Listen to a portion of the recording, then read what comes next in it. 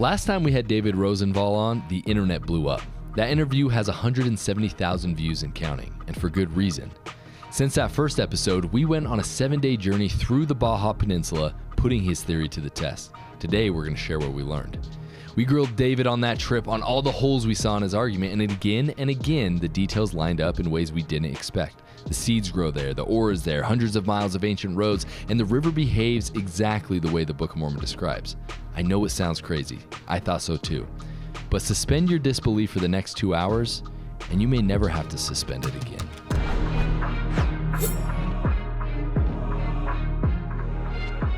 Welcome everybody to another episode on the Stick of Joseph YouTube channel. Today, back by popular demand, is Mr. David Rosenvall. Hello, my friends. How are you? You are infamous now on the Stick of Joseph. Probably infamous. For good and bad, yeah. It's been 51 days and 170,000 views and 7 days in the Baja Peninsula with you. And a lot has happened since the last time you were on, honestly. Oh, it's been fun. It's been wonderful. It has been wild. And so for everyone watching, if you haven't yet, we did an episode with David on March 22nd. You can check that out, about this idea that the Book of Mormon could have happened on the Baja Peninsula.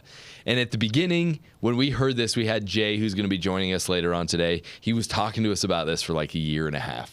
Like 2 years. And I'll be honest, I was not on board at all for a long time. And then skeptical. He's like, we'll just listen to what David has to say. And then I went, and I'm like, okay. We had lunch with you, and you showed us some stuff, and we're like, all right. It piqued our interest enough where we're like, okay, let's spend some time looking into this. And then spending some of that time meant flying down to the Baja Peninsula and spending 7 days traveling up and down and checking out a lot of these places. And I will say right now, this is going to make some of our friends very angry. Oh, I hope not. I think that this, in terms of physical geography, is the best Book of Mormon geographic model on the map. I mean, a couple of my takes before going there, a lot of the rebuttals in the comments to our first video were like, oh, the Baja Peninsula is way too small.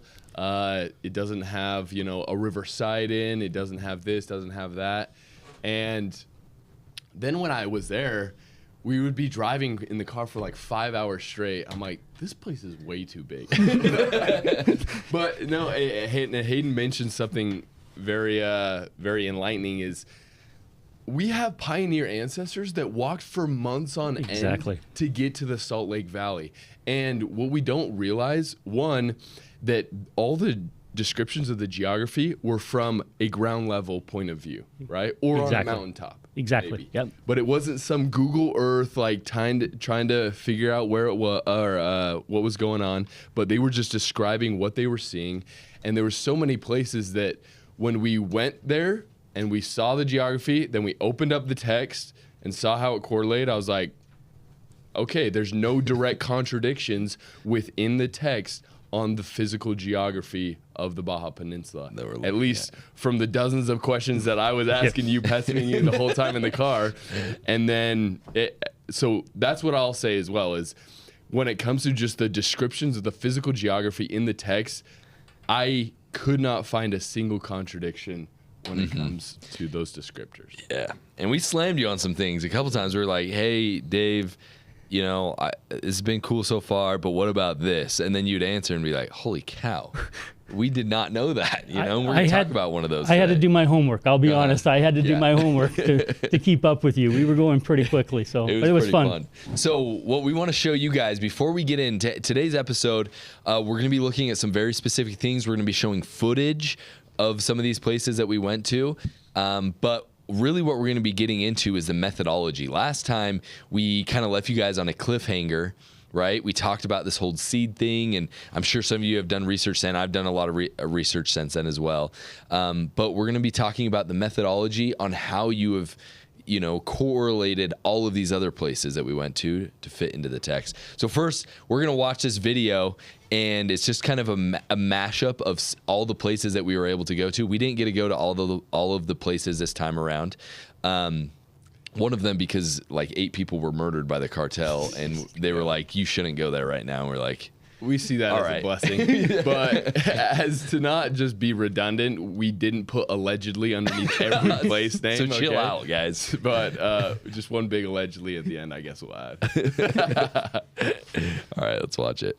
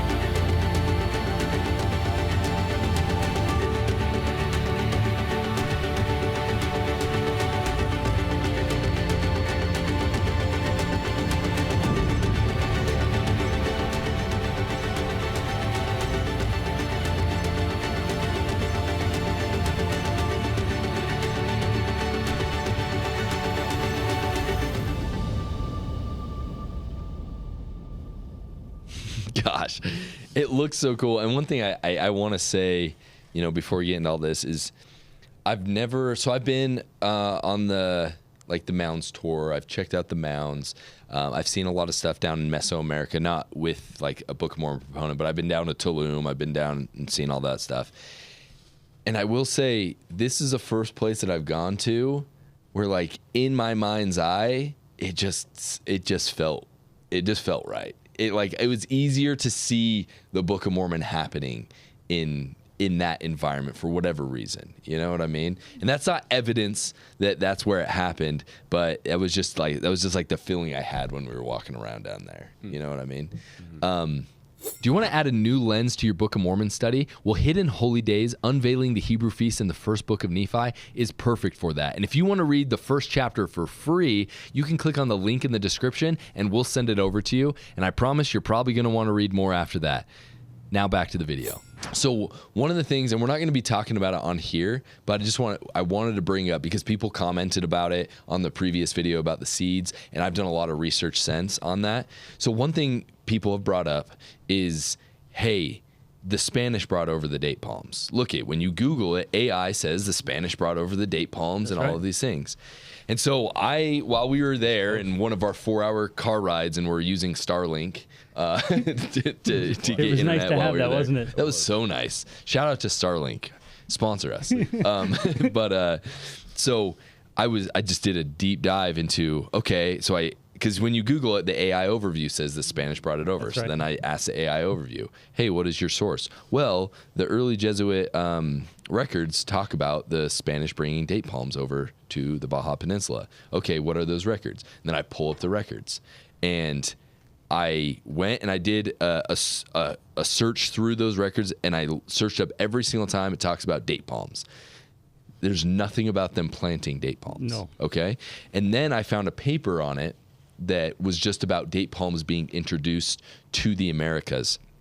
And the Spanish did bring date palms over. They did. And this is the thing that's crazy that lends so much to your theory, is they took them and they planted them in Mexico and in the Caribbean and throughout a lot of places. Mexico, like the Yucatan Peninsula? The Yucatan Peninsula. Yeah, where they came through to Mexico City ultimately, yeah. Mm-hmm. Okay.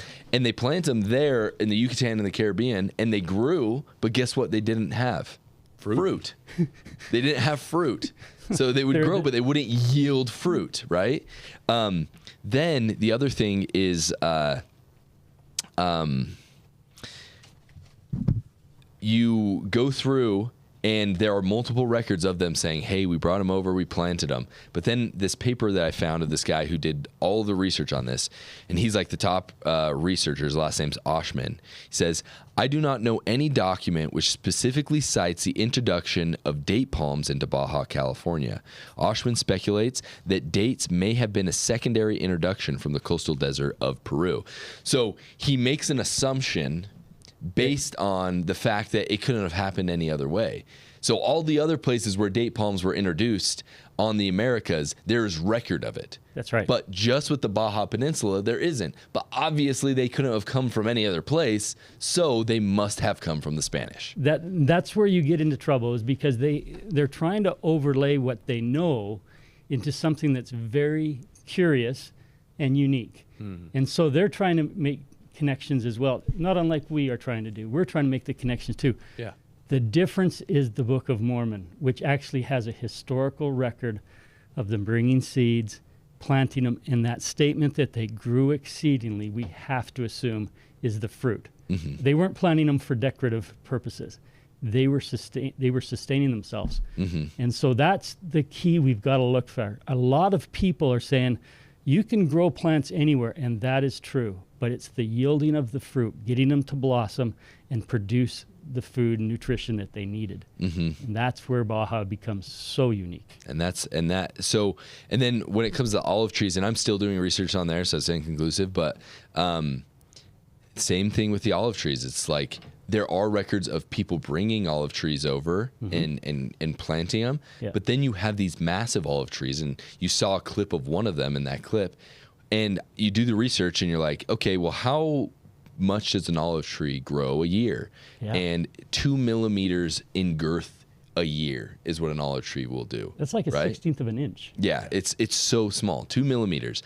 And then you look at that olive tree we're at, and it is at least 3 or 4 meters across. Like it is huge. Yeah, like over a dozen thick branches branching out from this thing.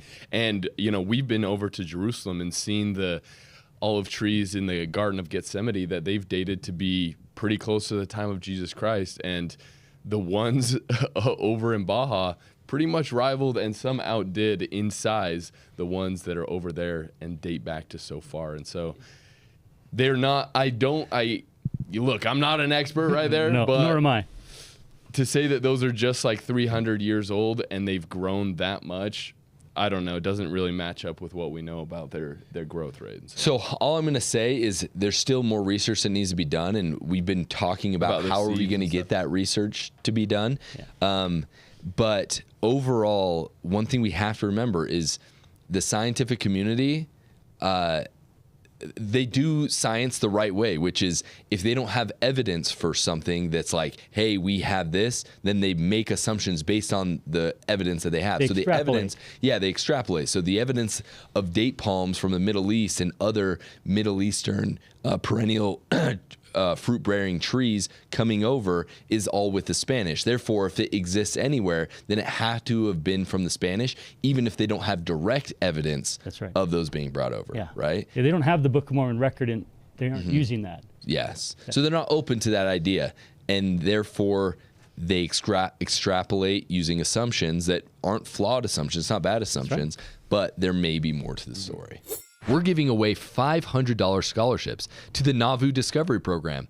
If you're between the ages of 18 and 35, whether you're a student or whether you're not, you can go to Nauvoo for 14 weeks and have housing provided as well as meals. And you can live there, do your online classes if you have them, or if you're just trying to get away and experience something new. Every single week in Nauvoo, there will be presentations and excursions that are going to deepen your faith in the restoration of the gospel. So if you would like to claim your $500 scholarship today, click on the link in the description and join the Nauvoo Discovery Program for this fall or spring of next year. So we visited a lot of places. You put a lot of pins on the map, but tell us how you arrived at these. What was the methodology? Take us on it. And we'll be showing more clips of all these places as we go on through the episode. Before I jump in, can I just take a moment and maybe tell you a little bit more about me and my father, because I think it's important when you look at different models, you know which lens you're looking through. Okay. So all these models for Book of Mormon, you're looking through the lens of the people who came up with them. So my father, I think we mentioned this before, he is a professional PhD geographer, University of California, and then went on to teach it for 40 years. And so, in fact, his doctrinal thesis was actually historical geography on how the saints settled the Intermountain West. And so he has that background of both historical, geomorphology, and just, all about rivers and stuff, and we'll talk about that. So much of what I'm going to share with you is through the lens of my father, who shared a lot of the geography, as it were. It's kind of interesting. We talk about Book of Mormon geography, and yet there's very few geographers that have weighed in on it. Interested in it. You know what I mean? So my father's a geographer. I actually am a robotics engineer by training. So I started from the engineering standpoint. And my whole training was all about assumptions, testing, modeling, different concepts. And so my role in this has always been to try to do the modeling. And that combination of modeling and geography, I think, has been a unique part of this story that we want to do. And so when you get a model, I just want to share this with you. Oftentimes you have to ask, well, who is the modeler? Is he an archaeologist? And if it's an archaeologist, you're going to get a wonderful archaeological view on this. Yeah. But you may not have a complete view. Like the human geography is going to be what the focus is of an archaeologist. 100%. Right? Or you might even get somebody, a lawyer.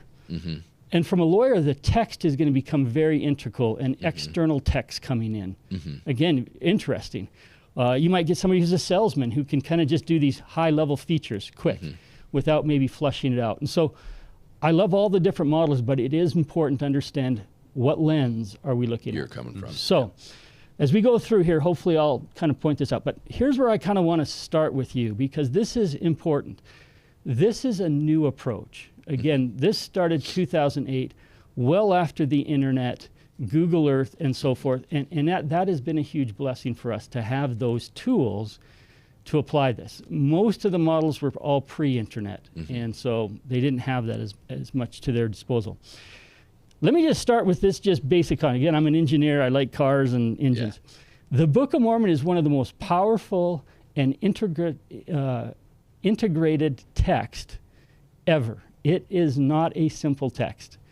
But we are really good, actually, at taking the Book of Mormon apart. I really think we have done that really good.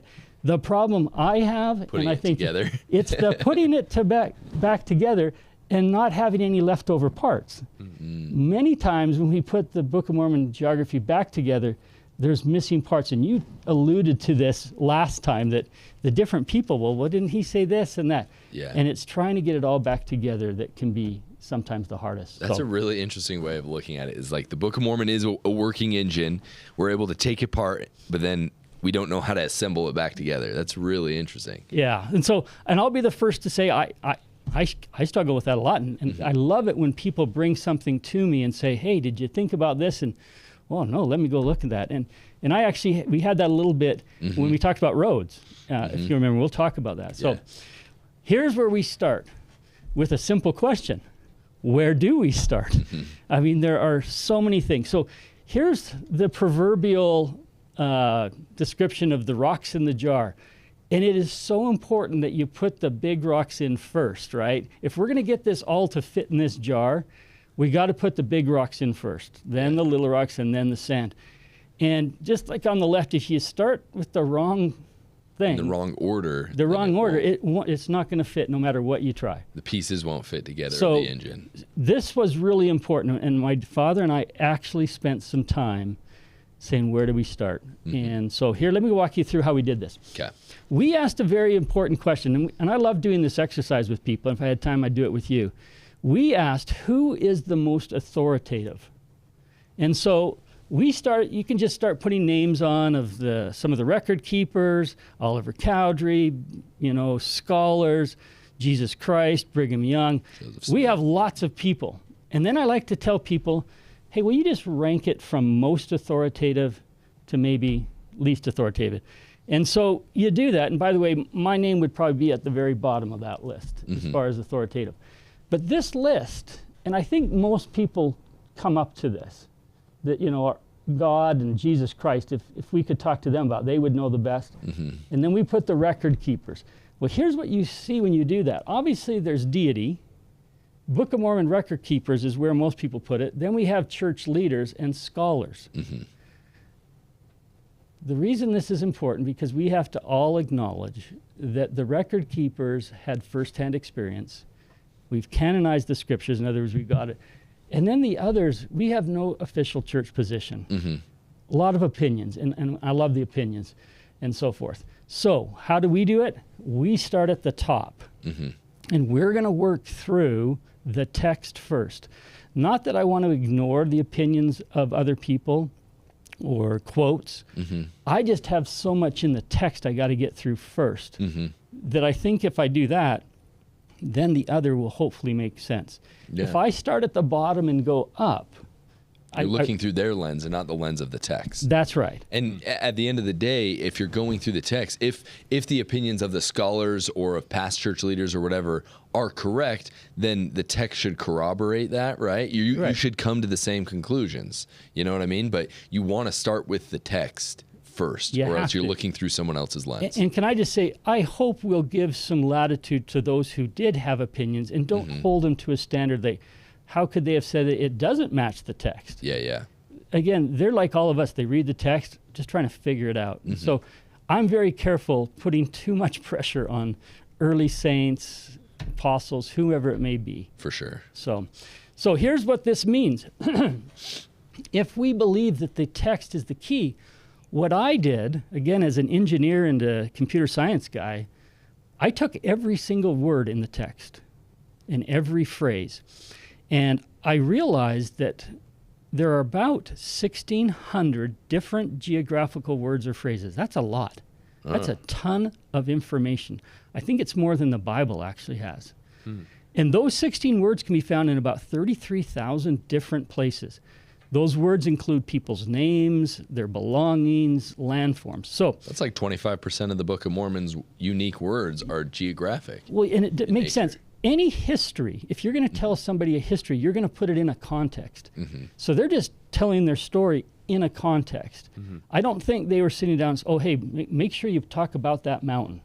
Or, hey, you know those seas, make sure they know.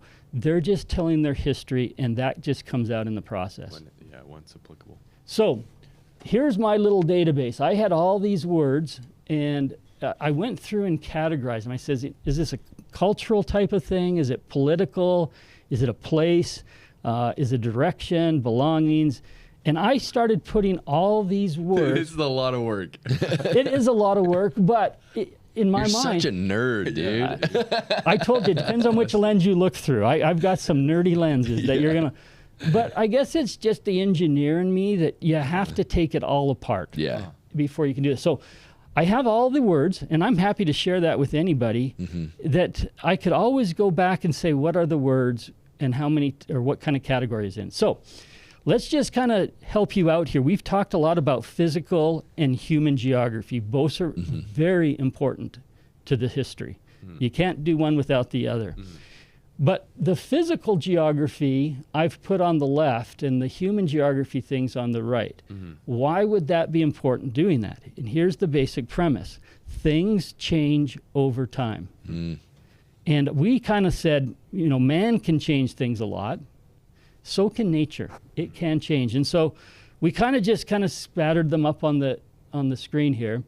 And we said, we've got to start in the bottom left. So not only are we starting with the text. Those are the big rocks. These are the big rocks, things that don't change over time a lot. There might be small changes, but if I need to test them, it's a lot easier to test the ones in the bottom left than it is in the top right.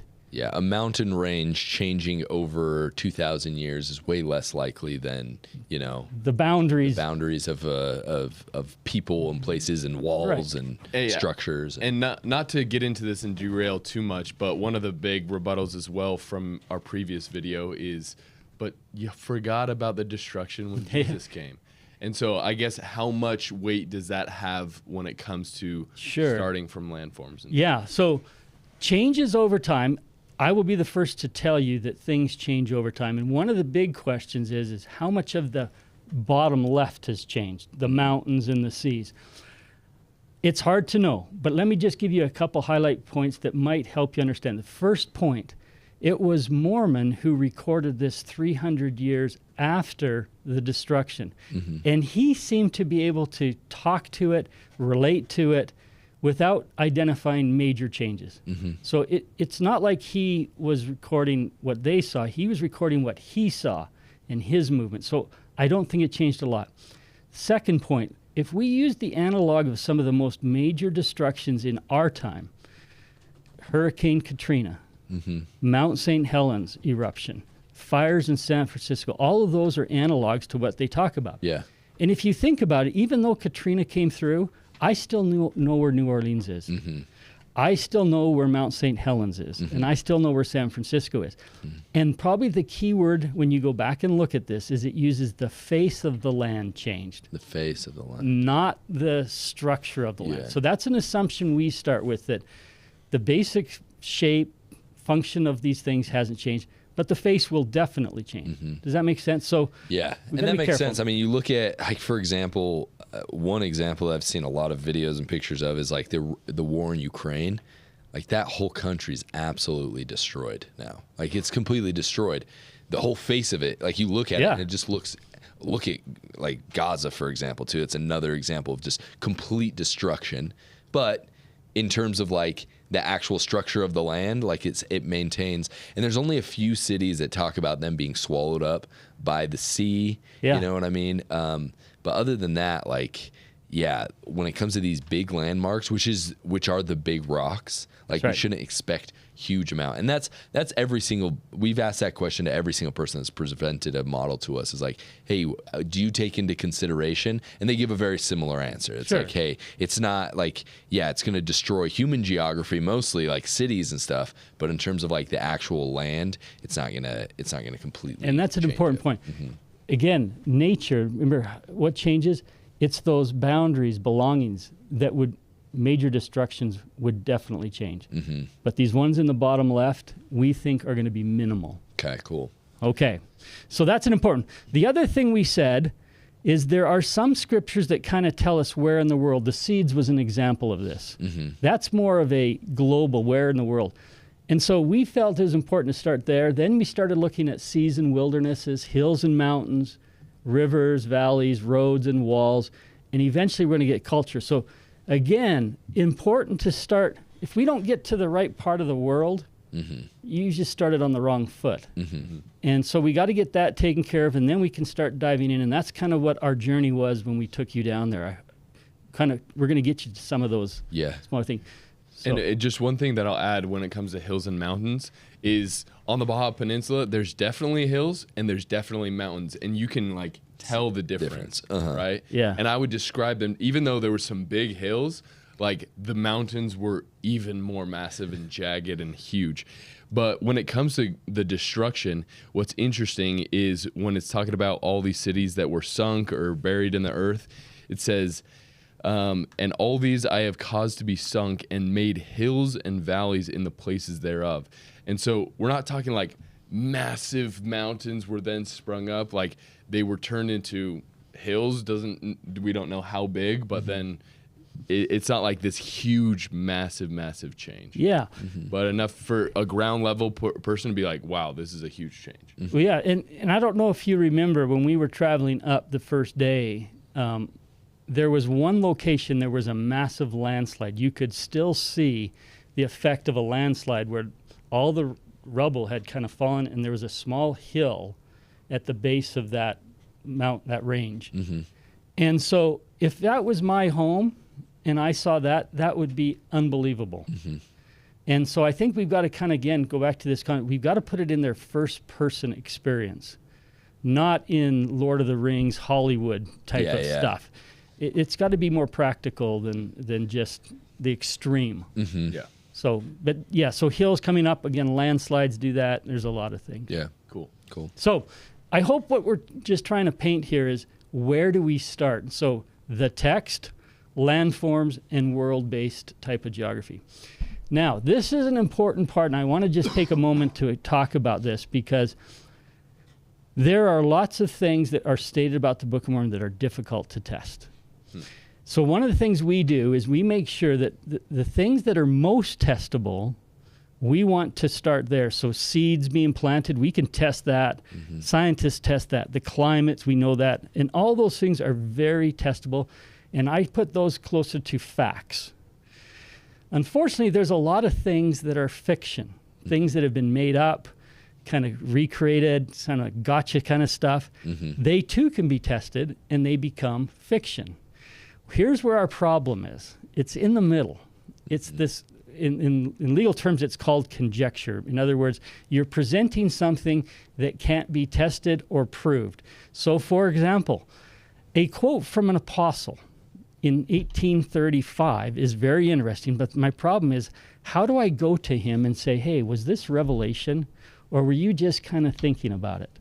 Or if you find a piece of pottery and then they build a story around it, it's very difficult to go and test it and say, what was that pottery for? Same with ruins and age. And so I'll be the first to tell you, we do use conjecture, but it's important that we let you know that this is an assumption, and I hope you'll hear me say that often, and so forth. So be careful when we do geography, because there's a lot of this when we're trying to extrapolate. We're trying to figure it out, and so forth. So we'll try to keep you on the fact side. I'll tell you that Bat Creek Stone now. Okay. You like that one? They've done some I don't even. It's know called the like term. electron microscope scanning of it to be able to see, because you can look into the erosion into the cracks, and you can see like when something has been, carved into something within 100 years has way less erosion. So that one, it might be moving done over. Some research, yeah. So that one might move over. But that's the thing that's so frustrating about forgeries, just in general, is it's like you get one forgery, two forgeries. It can completely delegitimize a bunch of things that aren't forgeries, right? Yeah. But no, I think that's a good place to start. So the other thing I want to just talk about is plausibility. I hope everyone knows, I'm not trying to give you any proof. What I hope to share with you is a lot of plausibility. And you've alluded to that as you've talked. It just seems like it could fit. And this is one of those things with seeds, if I can just take for a moment. A lot of people talked about, well, couldn't the seeds grow like in southeast U.S.? Yeah, they could. But the plausibility of them yielding down there is very low because of the humidity. As we learned from the Spanish planting date palms. Exactly. So when we look at things, we always have to kind of take what we're looking at and say, is this low plausibility or high plausibility? And we've got to focus on the high plausibility. Because I think everything can have low plausibilities. It's famous, so you're saying there's a chance, right? Yeah. And so we try to focus on plausibility when it can be tested. It's such a great part of the movie. Dumb and Dumber, shout out. So this is another very important thing, and this is actually something in engineering I learned about, and my father as well. A lot of times when you start putting these models together, you have to heap on tons and tons and tons of assumptions. This fellow by the name of William of Ockham made this: among competing hypotheses, the one with the fewest assumptions is where you start. You shave away unnecessary complexities. And I think this is an important part as you go through this, is if this thing's getting so complicated, maybe we've gone off track. And we want to keep it simple. And hopefully you saw that when we went there, we could just read the text, and then I didn't have to add too much more to it for you to see what was going on. That's what we're trying to do. Yeah. The last thing I'll say on this is an iterative process. In other words, when I read the text and I go there, in most cases, I might have to adjust this a little bit. As we keep going down there, we learn and we add to it. And so I hope people allow us to be iterative in this, in that, maybe next year we find something and, hey, we've got to add that back in. Yeah. So it's an iterative process. One thing I want to say too about Occam's razor, like that's where these scientists are coming from with, the date palms had to have come from the Spanish, because according to all of the information that they have, that they take as authoritative, right? Occam's razor is, these come from the Middle East. The Spanish brought them over here, so obviously the Spanish had to bring them over there, right? Yeah. But then you add the Book of Mormon into the mix, and obviously that is something of faith, right? We can't say this is a scientific endeavor or book, right? Or even a full history, right? It's a spiritual book, and so we take that into account, and so then that adds something to it where it's like, okay, well, maybe. Yeah, so I just want to point out, like Occam's razor, it depends on what information is available. That's right. And so if you have more or less information, Occam's razor is going to put you into different directions. Absolutely. Important part of the process. I want to just take a quick moment and talk about assumptions, and I hope you'll help me making sure, is that an assumption or and so forth. So a lot of times, this little cartoon here, we do apply a lot of miracles to the Book of Mormon geography. We are going to try to remove as much of the miracle part of this. I'm not saying they didn't have miracles, and we totally believe in miracles, but let's use the physical laws first before we jump to miracles. So let's just take a moment and talk about one of the assumptions of how we actually got the Book of Mormon and the actual translation process. We don't know a lot about this, and a lot of people have tried to, through history, try to fill this in. How did Joseph Smith do this? And there's warring ideas on it too. Yeah. Oh yeah, this is quite a broad debate. I just want to say this is the one thing we take away from the translation process. We fully believe that God gave Joseph Smith this information. Joseph Smith was not using natural reasons, wasn't going to the library, didn't have a dictionary next to him. He was doing this in a unique way, and it does come from God. He said as much, by the gift and power of God. 14 published times he said they used the Urim and Thummim and the gift of the power of God. Yeah. What we extrapolate from that is, let's not retranslate it. That's a very important part for us, is if it did come from God, and we have to assume, all-knowing, gave it to in a way that we could understand it. We don't want to retranslate the words. What do you mean by that? So, for example, if the swords rusted, they were iron. They're not wooden. If it says goats and wild goats, that's what they are. Yeah. We're not going to say, oh, this is this type of animal. Horses if north is north, are not tapirs. Pick your animal. And so that's where we start. That's a big assumption. It is, the words are the words, and they don't need to be retranslated. I love Dan Peterson. He's done some amazing stuff, and he's been on the channel. He's going to have to answer for some things after this. So that's the big assumption for us, is the words are the words, and I'm not going to retranslate them. The other very important part, and we've talked about this on our trip a little bit, is how this text appears, and I use Royal Skousen's studies quite a bit, appears to be written in a language that wasn't used at the time of Joseph Smith. A lot of the grammar, phrases, Hebrewisms are in the text that aren't 1828 type grammar. Now, I'm not saying we don't use that, but it can't be the only source. We've got to use another one. So we actually have found the Oxford English Dictionary very helpful, because that dictionary defines words over time. And, the Bible is written in, I think it's early modern English and so forth.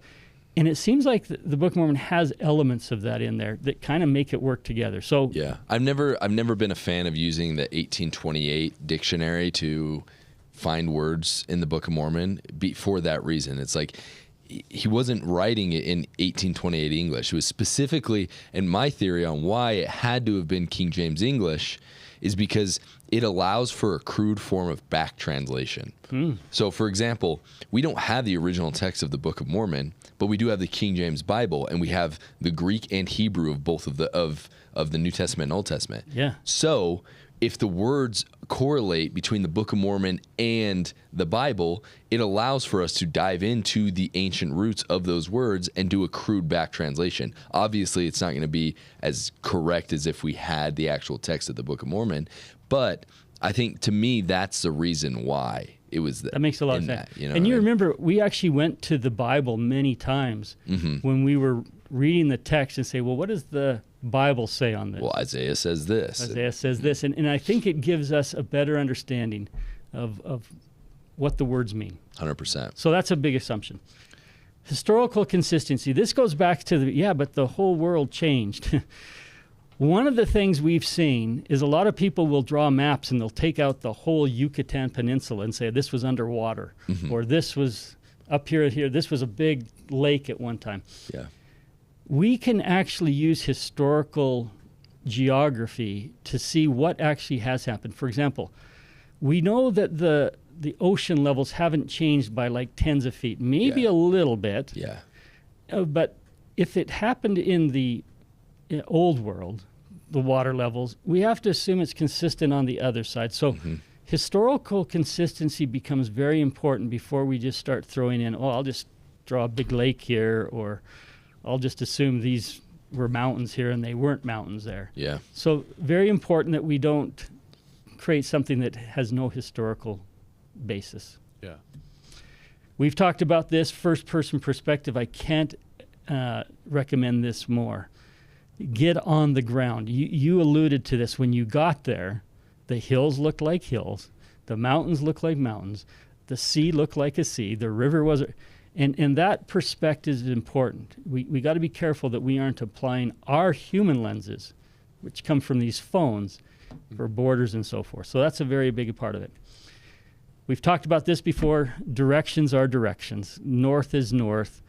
East is east. West and west. And by the way, that's just makes the assumption the Earth is always rotated around its axis. East and west is relative to its rotation, and north and south are parallel to that rotational axis. So directions, we're not going to mess with that. Elevation, up is up, down is down, and over for us is an up and an over. Yeah, up and down. You know, so again, so from over first to the land of whatever is an up and then a down. Yeah, so again, you're on the ground. Hey, I'm going to go over. Oh, I got to go climb that, and then I'm going to come back down. And they understood that.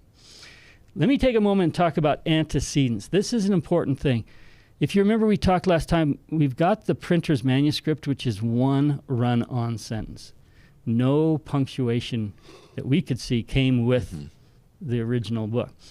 Antecedents are a way that they would have used to describe different nouns. So this is what an antecedent is. It's a word or phrase or sentence to which another word, especially following a relative predicate, refers. So here's an example of that.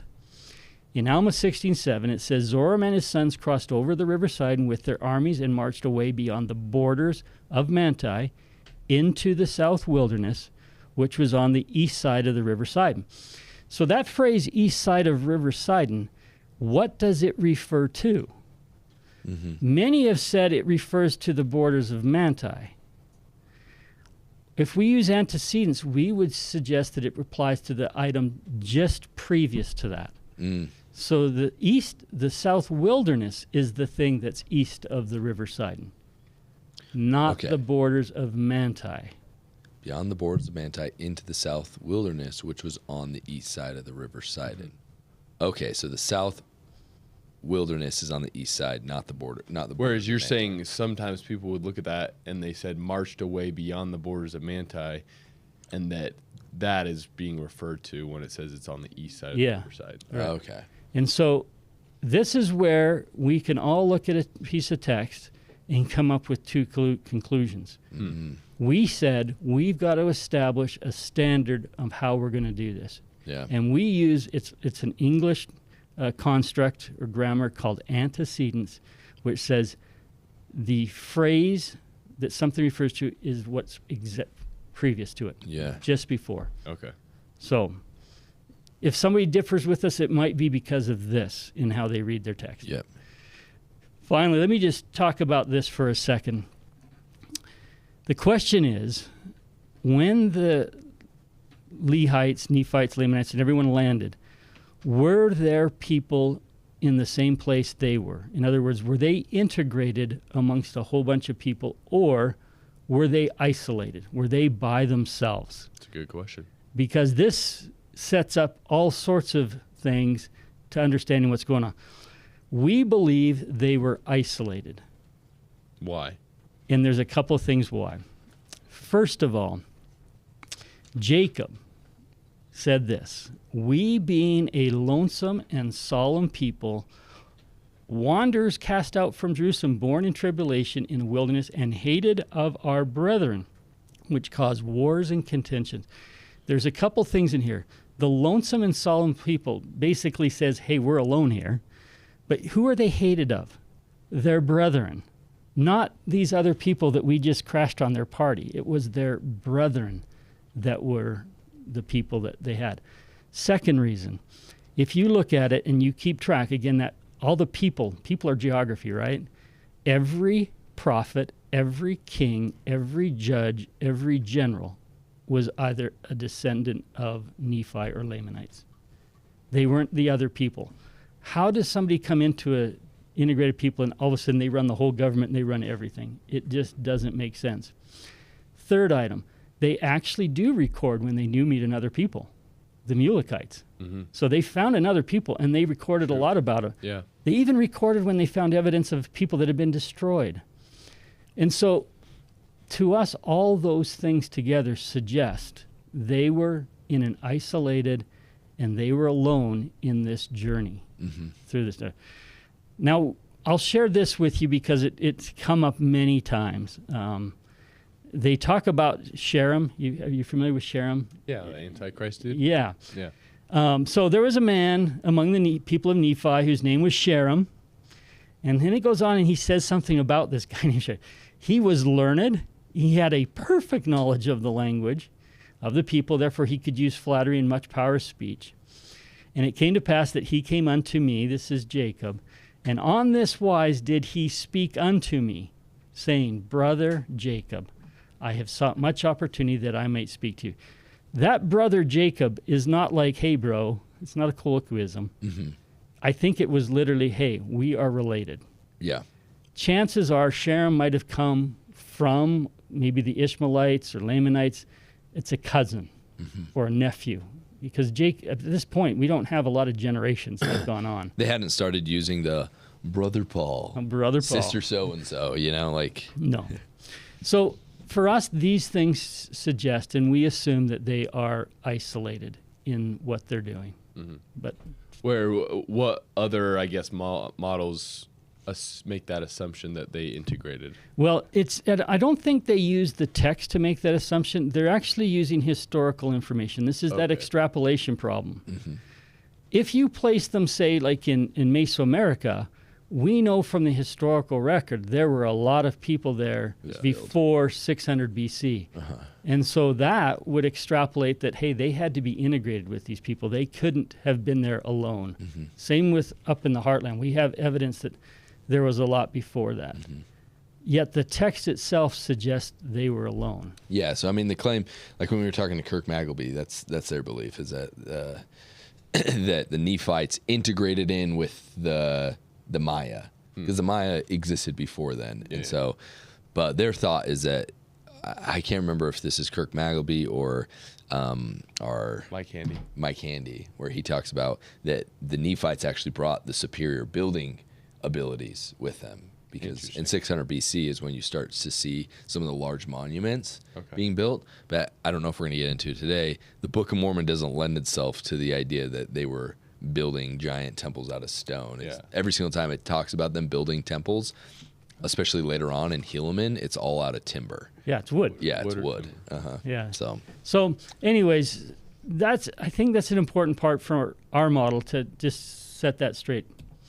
So this is an engineering thing, and I want to just share it. Mm-hmm. Engineers, we observe, we model, and test.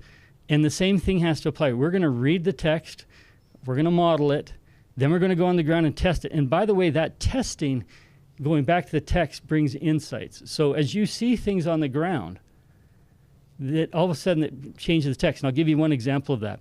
When we were down there, we noticed there were walls around the city of where we put Zarahemla, actual walls. Yeah. And I think we would have assumed, that was for military. But when you get down there and you realize, hey, they're sitting in a floodplain, much of those walls could have been used to help them protect their city from water as well as defenses. So it's that iterative process as you go through here. insights start coming out in the text. And we want to just keep this going. I will say this. If you go the other way, if you find something on the ground, then build a model, and then go try to put it into the text, and you go the opposite direction, It doesn't work. Yeah. it doesn't work. And those walls in Zarahemla, I'm so bummed.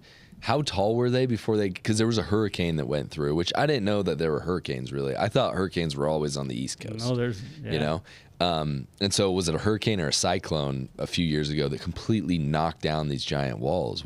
How tall were they before though? The height of them were about 10 feet. That's crazy. 10, 12 feet high. They were very tall. And part of it, when we saw them, that they were very aligned with the river and so forth. You could see where they were trying to divert it. Mm-hmm. But the same wall could easily have been used to protect your city from people coming in as well. For sure, yeah. So, because Yeah, it's they're great. gone. It was one of the saddest things when we realized that the Hurricane Odell, and by the way, they're called cyclones on the west and hurricanes on the east. Oh, okay.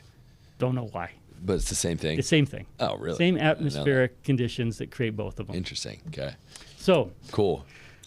with all that, so that's kind of, I just wanted to kind of lay that down so that when people ask questions, they can kind of understand where we're coming from as we do this. Ocean journey. We're getting to that. Should we do that? Yeah, because I'm not gonna lie, I'm still very skeptical about this ocean journey, but it's because I've heard one side of the story, and there is a very And we talked interesting. to Philip Beale. You know him? I don't. Yeah, Okay. we You've talked never to- heard about the Phoenician? No, we talked to him. no, I yeah, heard he just didn't know. He oh, yeah. doesn't know who Philip. I don't know was. him. I've heard the theory of the Phoenicians bringing them over or using their technology or something like that. Yeah, yeah. Yeah. So yeah, Philip Beale, he wanted to circumnavigate Africa, and when he did it, what happened is the currents naturally took him over to the Americas, and he Sure. like couldn't. I mean, he's a skilled sailor, and it was still taking him over. So we've always been partial to that, because if you leave Oman in September, the winds blow you down Africa, right? That's right. And then the currents will take you the rest. So we've always been open to that, and we, before meeting you, were like, yeah, no, you can't go the other way. It's not how it works, right? And so we're still skeptical on this one. So We'll give it a please shot. enlighten us. Let's do it. So, effectively, we left you in where we think is today Salalah, Yeah. Oman. And if I say that wrong, I apologize. We believe that this is the basic journey that they, and it's the only way you can get them on the western side of North America, really. I doubt they went under South America. Yeah. So let me just kind of quickly show you where we are. So we're always above the equator, always north of the equator, going past India, through what today is called the Malacca Strait, which is near Singapore, north through the China Sea, past Japan, and then into the North Pacific, and then down along the California coast. Yep. That's where we're starting. So I want to go back into the text and read some of the things that they describe in building their ship, because there's some, I believe, very important things to know about this journey. So here we go. They're in Bountiful, and it says this. In fact, I'm going to have you read, because I'm going to run out of my voice here. It says, "And it came to pass that the Lord spake unto me, saying, Thou shalt construct a ship after the manner which I shall show thee, that I may carry thy people across these waters. And I said, Lord, whither shall I go to, that I may find ore to molten, that I might make tools to construct the ship after the manner which thou hast shown me." Okay. So we believe there were ships around at this time, but Nephi is being told to build one differently after the way the Lord did. It's important to know, in this whole tool thing, Nephi seemed to be very comfortable with metal. Just show me where the ore is. I've never been here. I can make metal tools. But the timbers, the wood part, I might need assistance with, okay? And then if you could read this. And we did work timbers of curious workmanship. And the Lord did show me from time to time after what manner I should work the timbers of the ship. Now, I, Nephi, did not work the timbers after the manner which was learned by men, neither did I build the ship after the manner of men, but I did build it after the manner which the Lord had shown unto me. Wherefore, it was not after the manner of men. Right. Very interested. So, What does that mean? well, the thing I picked up, Have you ever heard the term curious workmanship anywhere else in the Book of Mormon? Yes. The hilt of, or Liahona. the Liahona. The Liahona was built of curious workmanship. So it was a giant floating ball was the... Yeah. Or it was kind of part A and part B. I believe they actually probably work together. The word curious, let's go back to Old English for just a moment. Curious means expert. Not like this is strange. Really? It actually means that it was very expert, complete, like top-notch workmanship. And so we have to understand that this ship is being designed or shown to Nephi by the Lord. He's the one doing this, which makes sense because he knows what they're about to get into. Okay, let me read this thing just real quick there. And I, Nephi, did go into the mount oft, and I did pray unto the Lord, wherefore the Lord showed me unto great things.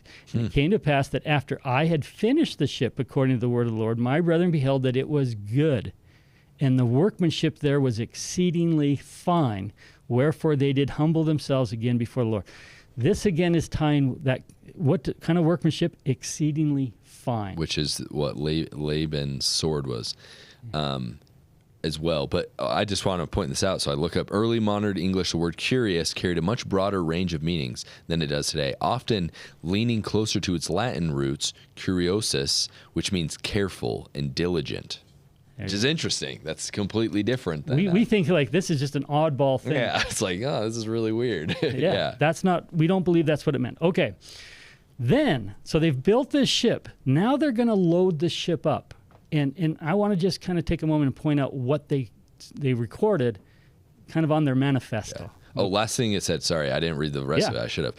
While it could mean inquisitive or desirous to know, it was more frequently used to describe high quality precision or prying behavior. So high quality precision or prying behavior. That's really interesting. And again, let's extrapolate that just a little bit. They're about to cross an ocean. Yeah. There's a lot of forces on a ship, and you do need that quality. Yeah. Being in a boat in the middle of the ocean, poor quality is going to sink you. Yeah. So I have to believe that the Lord may have been kind of, hey, no, you got to make that better. Let's get that right. The ocean's so scary. Like it really, you just don't understand until I've been on a couple ships like in the ocean. When we were on deployment, and we weren't that far off. Like we're going from Japan to Korea, right? Yeah. And even just there where you just can't see anything else but water all around you, it's just like, holy cow, this thing could swallow us up if it wanted to. Remind me when we get there, that location yours is a very unique part of ocean currents. Okay, cool. Okay. So let's go through the manifesto of what they put on the ship. Do you want to read that for us? Sure.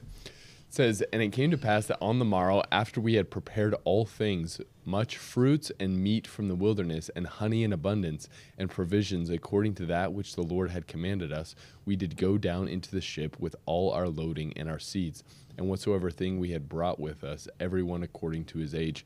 Wherefore we did all go down into the ship with our wives and our children. All right. I want to just point out a few things here. They're talking about what they're bringing, and a lot of this is because the Lord commanded us to bring it. So they obviously brought fruits and meat, so food. They mentioned honey in abundance, and in a moment I'm going to tell you the importance of honey and ships. They also talk about these provisions, and I'm going to suggest they probably had some form of collecting water and may have put water there. But then he talks about something very interesting. He says that, and he took all our loading. Loading is things like tents, cords, tools, and so forth. And then this, and our seeds. So out of everything we're loading on here, I want to let you know I've got seeds on board. Seeds. Yeah, I brought those. We're going to talk about this. And then they brought their families. I don't believe they were expert sailors, by the way. I think this might have been their first rodeo. So then they're in the boat, and this is what they say. And it came to pass that after we had gone down into the ship, we had taken with us our provisions and the things which had been commanded of us, and we put forth into the sea and were driven forth before the wind towards the promised land.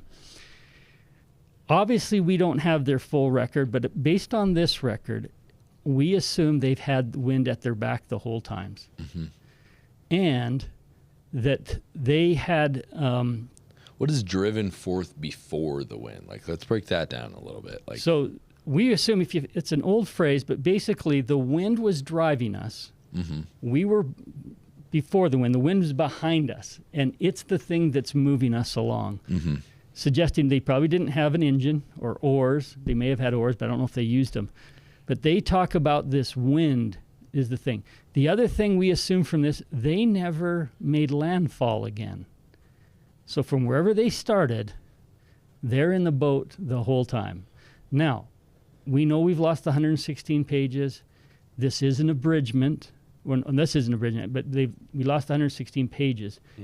So maybe they did. But with the text that we have, it doesn't appear they made landfall and they always had wind behind them, okay? yeah.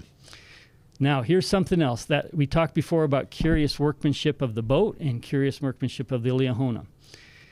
And they mention the use of this Liahona on the boat. And it says this, and it came to pass that after they had bound me, this is Nephi, insomuch that I could not move, the compass which had been prepared of the Lord did cease to work.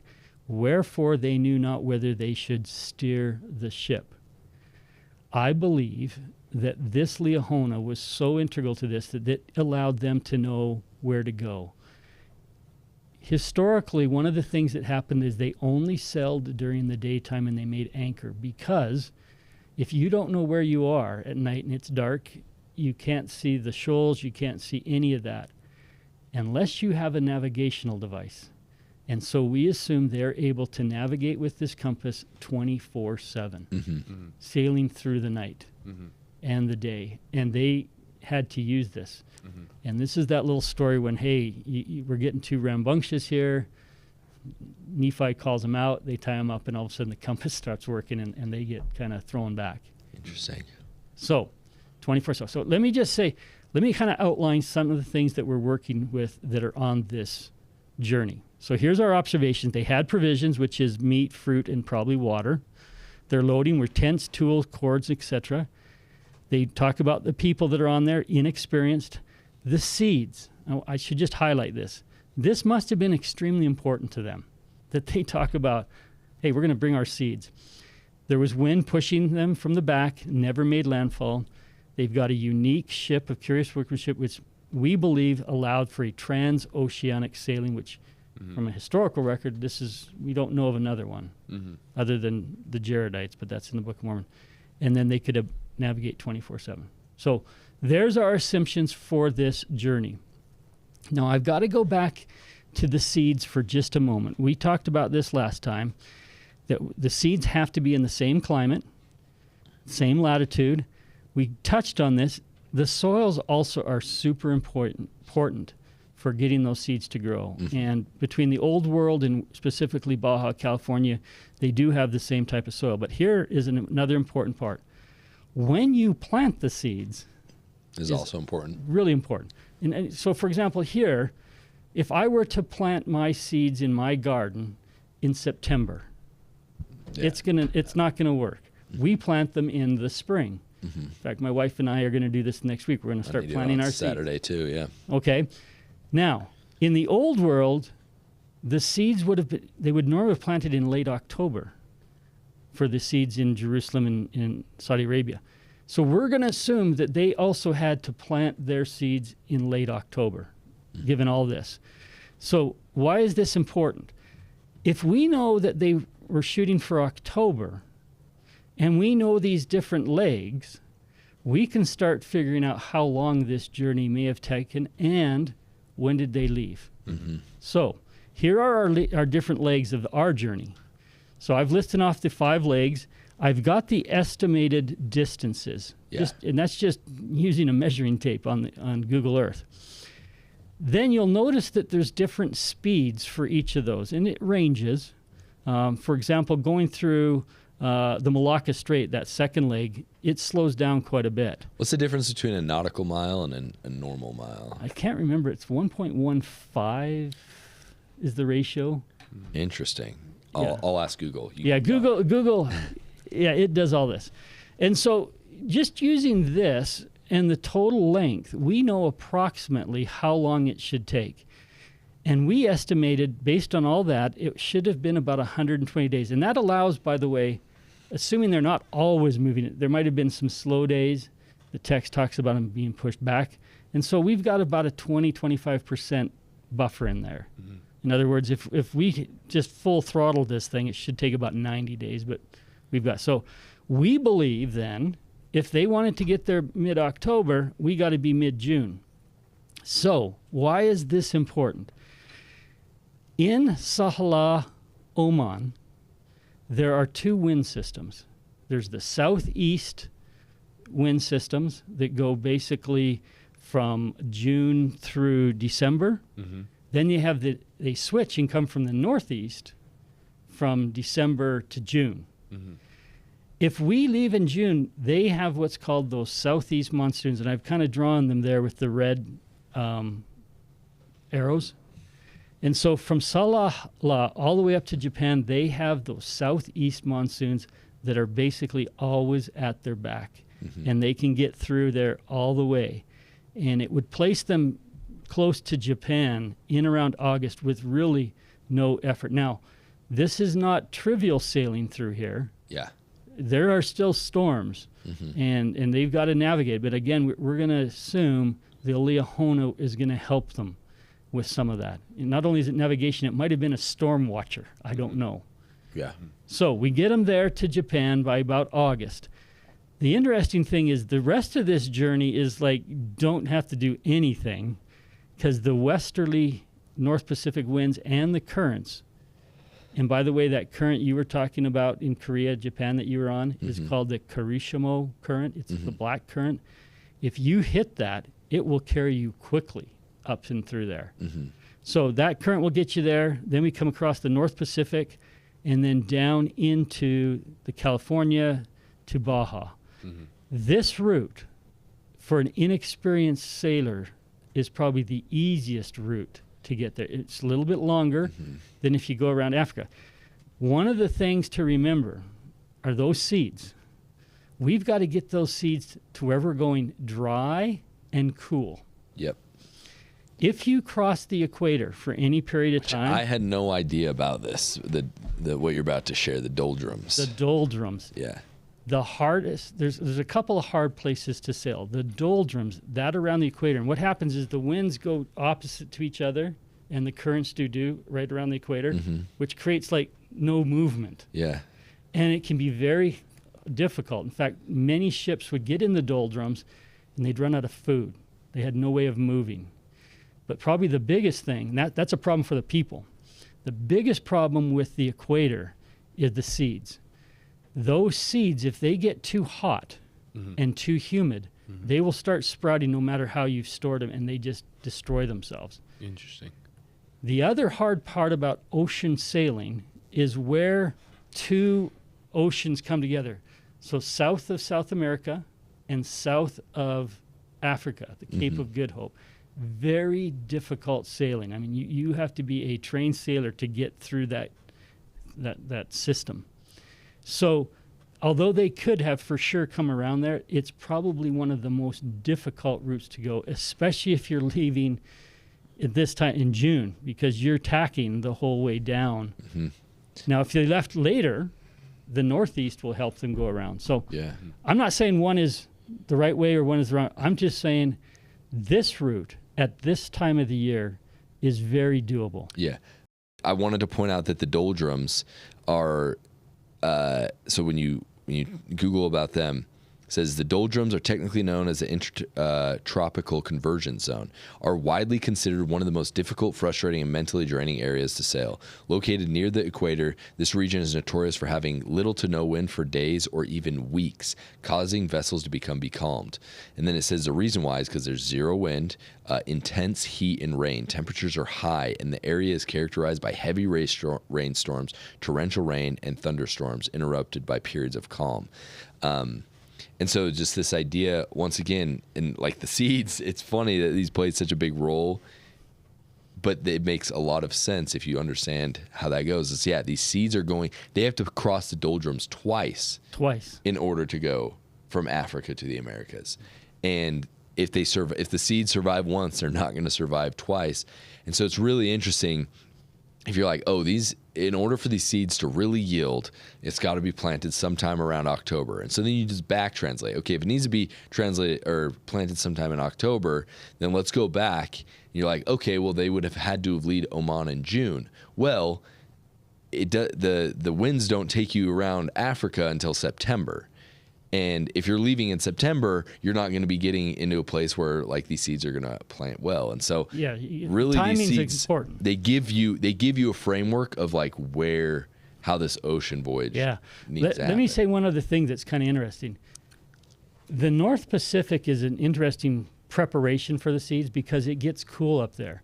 So instead of being like 110 degrees, around the equator, it will get more like 50 or 60 degrees up there, which cools the seeds down. Yeah. And you want those seeds as cool as possible because you don't want them germinating early, all that. So the North Pacific, it's like perfect preparation for them as they come down to Baja. Yeah. And I'm sorry, we can talk about the Jaredites. Sure, I'll just quickly give you, because I don't think the ocean is basically a bunch of highways for ships. Yeah. In other words, depending on where your ship goes, there are corridors that you can move around quickly. One of the most unique corridors is the North Pacific. And the North Pacific is unique because the winds are always the same direction and they go with the current. And so what happens is if you put something in the water near Japan and just leave it there, it will go over the North Pacific and it will hit the western coast of the United States. The best example is the tsunami. I think it was 12 years ago or something like that. Many of the docks, anything that could float, docks and toys and stuff, they just floated for a whole year. It takes about a year to go from Japan to California. So what you're pointing out is the Jaredites, we don't believe, had any sails. They just had these sealed vessels. The Lord's moving them. And they record it was 344-day journey for them. And so there are very few corridors. In fact, there's only one corridor to go from one continent to the other that's long. It's and the what's North it called? Pacific. The North Pacific Corridor? Yeah, North Pacific. Well, what's interesting about this as well is that there's actually 2 ocean voyages recorded in the Jaredite record. And I actually did one not know ocean this. one, but one inland sea one. Yeah. And so then I guess the perspective is the Jaredites departed from where?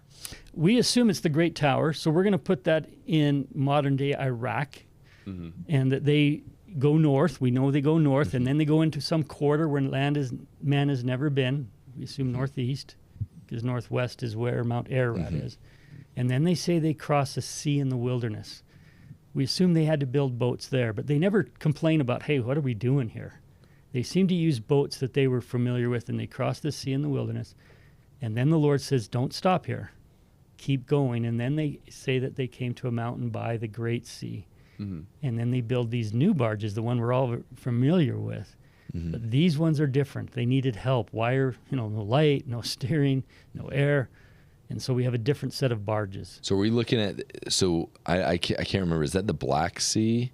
Or what's a sea? To the east of Japan? To the east, no. There's the China to the Sea. west of Iraq.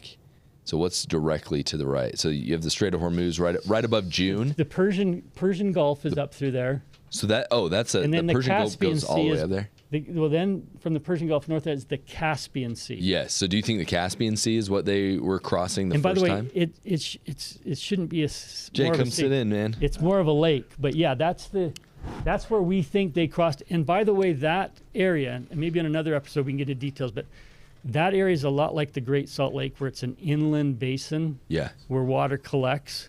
And just like here, over time, they've drained the water out of it. So we don't see the full extent today.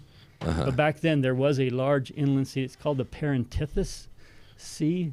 But yeah, that's the sea we think is the sea in the wilderness, which most people, when I tell them that, they look at me like, what is wrong with you, Brother Rosenvall?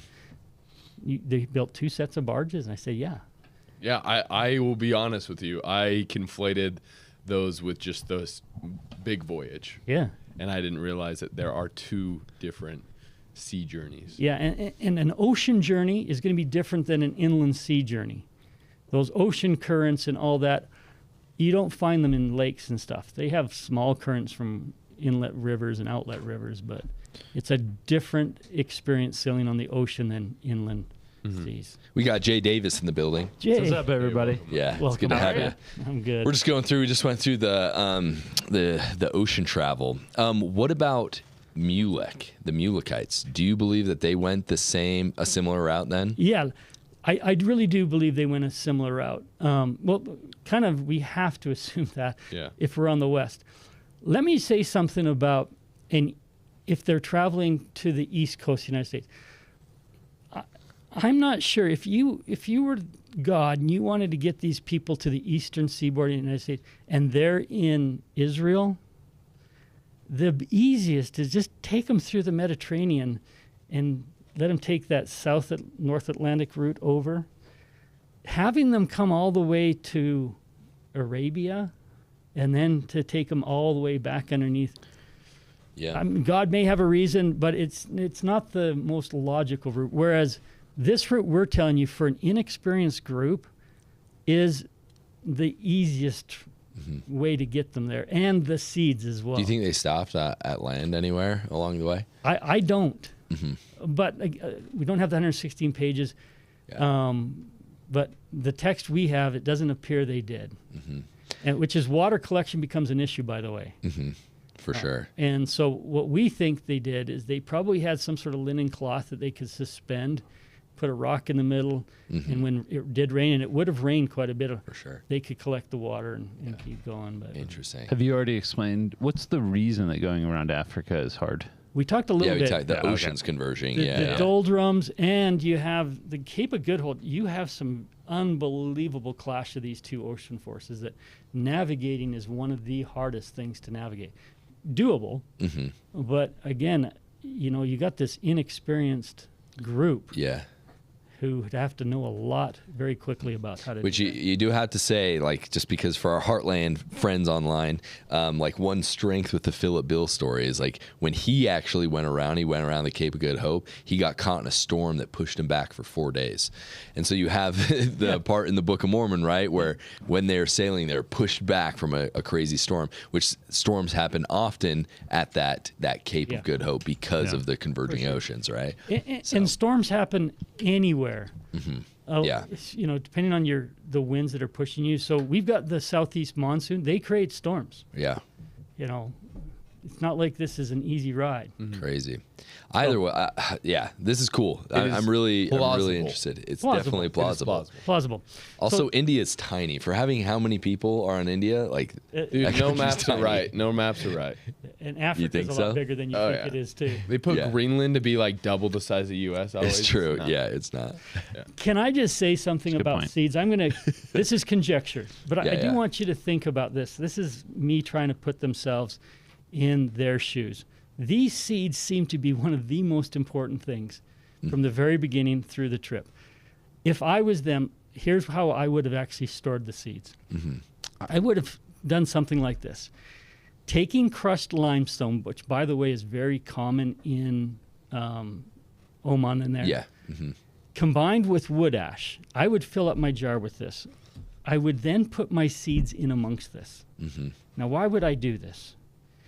This is for humidity. You know when you get something from Amazon, they have those little packets in there? Yeah. It's to pull that humidity out of the air. I would have done the same. Then what I would have done is corked the top and sealed this thing. Because we got to keep as much air out of there too. In traveling through the ocean, the air has a lot of moisture. And you get any moisture with these seeds, and they're going to say, oh, it's time for me to start growing. So I really do believe that they would have done some of these sorts of things in preparation with their seeds. Yeah. Okay. Interesting. This was interesting. When I went back through and tried to figure, okay, what do I have to do to get this ship ready? Oh, I've never thought about this. It's really cool. This is an important part of shipbuilding is waterproofing.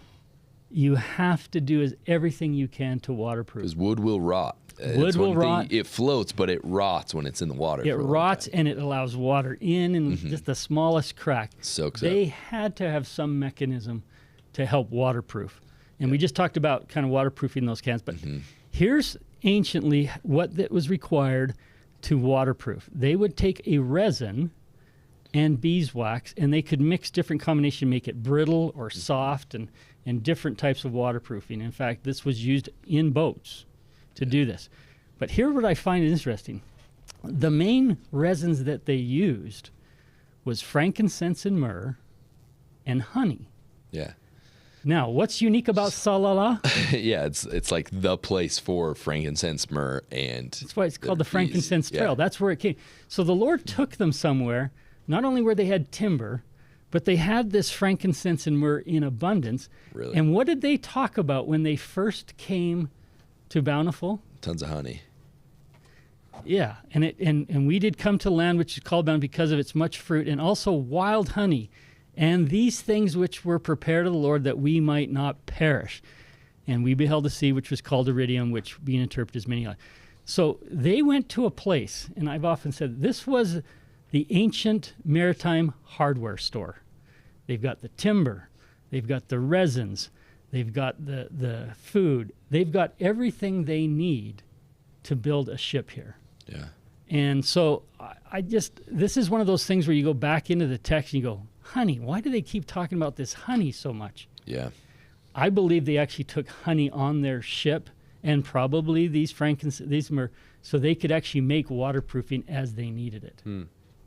Interesting. So that's our ocean journey. Yeah. That's Very how we interesting. believe they got there. And at the end of the day, it's all about the seeds. Mm-hmm. Should we keep going and get them landed and see Yes. what Let's do it. kind of what happened when they arrived here? So we know, and we talked about this before, that Lehi's family came to the south and Mulek came to the north. Mm-hmm. Right? We've talked about that, and it's very important. So here's where we believe they landed. They would have followed the California current down there. And I don't know if you remember when we were on the east coast, or west coast, and it was very windy with all the seagulls. Mm-hmm. That wind is always blowing from the west and northwest. And they would have just followed it down. And we believe they landed in somewhere that today is called Todos Santos. It's also where the Beach Boys recorded Hotel California. Okay. That's Amazing. where that is if Great you ever song. get down there. All right. Wait, the Beach Boys have a Hotel California too? So The Eagles. The Did I do the Eagles. Eagle? I just said it wrong. yeah. Welcome to the hotel. Yeah, That that's the one. one, that's Yeah, the that's one. not Eagles. Beach Boys. Thank you. Oh, you're good. Thank Total you. different vibe. All right. Wrong generation. All right. So let me just read this quickly. This is what it says. And it came to pass that I did guide the ship, that we sailed again towards the promised land. So again, that idea that there's wind behind them. And it came to pass that after we had sailed for the space of many days, we did arrive at the promised land, and we went forth upon the land and did pitch our tents, and we called it the promised land. Mm-hmm. Here's a picture of that area. This is when we were down here. This is where we were. It's an absolutely amazing It's place. north of Cabo, right? North, just about 40 minutes north of Cabo, just on the Pacific side. Uninhabited beaches, by the way. No one's on the beaches down there. That sounds awesome. But that's where we think they came. Todos Santos? Todos Santos. Yep. So all the saints, is that what that means? Yeah. Yeah, that's right. I practice a lot of Spanish while we're down there. I'm getting way better. All right. So That Baja traffic. Yeah. this is what we've talked about this many times. They got there, they tilled the earth, they planted the sea, and they grew expedient. But there's a few other things. Oh, by the way, that picture I took of the sea is looking one way. You turn around, and this is what Todos Santos looked like inland. On the other side. A lot of agriculture there. But there's a few other things that they mention right in the next verse. Do you want to read that for us? This is going to give us an inventory of what they found. It says, and it came to pass that we did find upon the land of promise, as we journeyed in the wilderness, that there were beasts in the forest of every kind, both the cow and the ox and the ass and the horse and the goat and the wild goat, and all manner of wild animals, which were for the use of men. And we did find all manner of ore, both of gold and of silver and of copper. So wherever they landed, all these things have to be there. Yeah, yeah.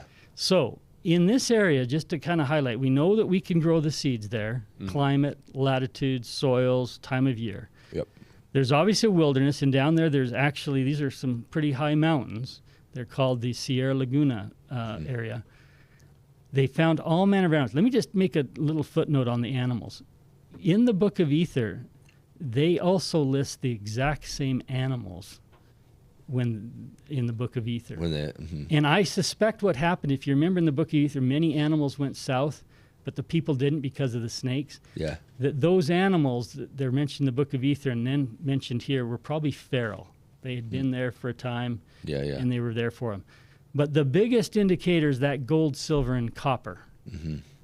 There are very few places where you get all three metals in one location. Yeah, yeah. You can get copper up in the northeast United States, but these metals found together are found in the Rocky Mountains. And this is actually an extension of the Rocky Mountains. And even today, they still mine gold, silver, and copper from this tip area. Interesting. And so, you know, if you're going to try to find the Book of Mormon lands, go get a geological map. Find out all the places you find gold, find out all the places you have silver, and all the places you have copper, and just lay them over top of each other and see where they match. And this is one of the few places that happens. Most of the others are up through the Rocky Mountains. So this to us is a big indication of where they are found together. Yeah, so right here it says, while Todos Santos itself is not a major active mining town or center, it sits in a region historically rich in silver, gold, and copper with major historically significant mines just located a short drive in El Truinfo. That's what it's called. Okay, can we go back to that verse real quick? What about the beasts in the forests of every kind? What about the forests? Yeah, so you haven't been down here. One of the things that's unique about Baja, California, what you saw were not forests. You saw cactus and so forth. Yep. As you go farther south, it does get more foresty, a lot more trees, larger trees, especially down here in the Laguna, in this mountain range. A lot more forest. Yeah. Beasts in the forest, we'd have to extrapolate these. These are things that are not domesticated. You'll notice that it uses that were useful to man, the things that they recommend. We're assuming the beasts are not useful to man, but they might have been hunted, so deer, mountain lions, wolves, these sorts of things. But I don't know exactly what. We'd have to go and get, you can go get the habitats of some of these areas and find out what we have today. Oh, so they do have some pine oak forests around Los Cabos. Interesting. La Paz. And La Paz. Have you guys found evidence of these animals being down in that space? Like we saw goats. You saw wild goats, absolutely. We've seen, and there's sheep and wild sheep. So but mountain goats, not in that area. mountain sheep are, I haven't seen them down there, but up in the Bountiful, you remember we traveled that whole day? We saw those mountains. That's Bountiful. And there are all those wild animals. In fact, they have mountain lions up there, wolves, things like that. So they have these, definitely the animals that are mentioned in the Book of Mormon. So their landing location to us is one of those places to get all of these things lined up. Freak. Yeah. Holy cow, there's a huge forest, right? Of right. pine and oak trees. Okay, I didn't see this. Literally, like almost. You got to add that to your presentation. That's something you got to add. Directly east of Yeah, where so you're saying the landing zone is. This is the iterative process. That's crazy because We're I going literally through it. just typed, are there any forests in Baja California? It said Sierra La Laguna. And I'm like, okay, but where's that? It's probably up north by California. No, it's right where we are. And yeah, so you have Here's right here. Todos Santos.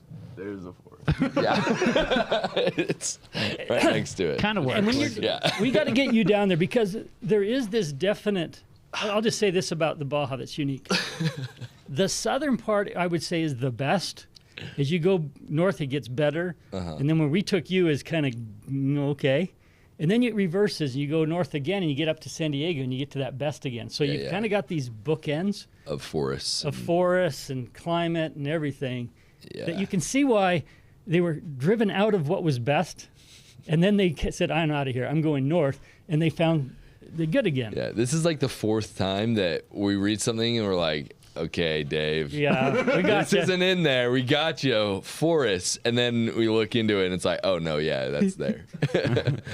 Okay. Interesting. Also, And we it- just looked I'll up. add to my I don't know slide if you set. saw the picture, but like, I mean, that is not what we saw on this trip. David was like, it was cactus and Yeah, my family and I, we went up there and we went and did a zip line trip, and Denise might remember that. And it is as foresty as anything around here. For sure. Interesting. Which I got to say about the cactuses. You guys know how I was about the cactuses. There are so many different types of cactuses. Yeah. Guys, did you know that? It's insane. And we just looked up here. Where do you find gold, silver, and copper on the Yucatan Peninsula? Or the Baja Peninsula.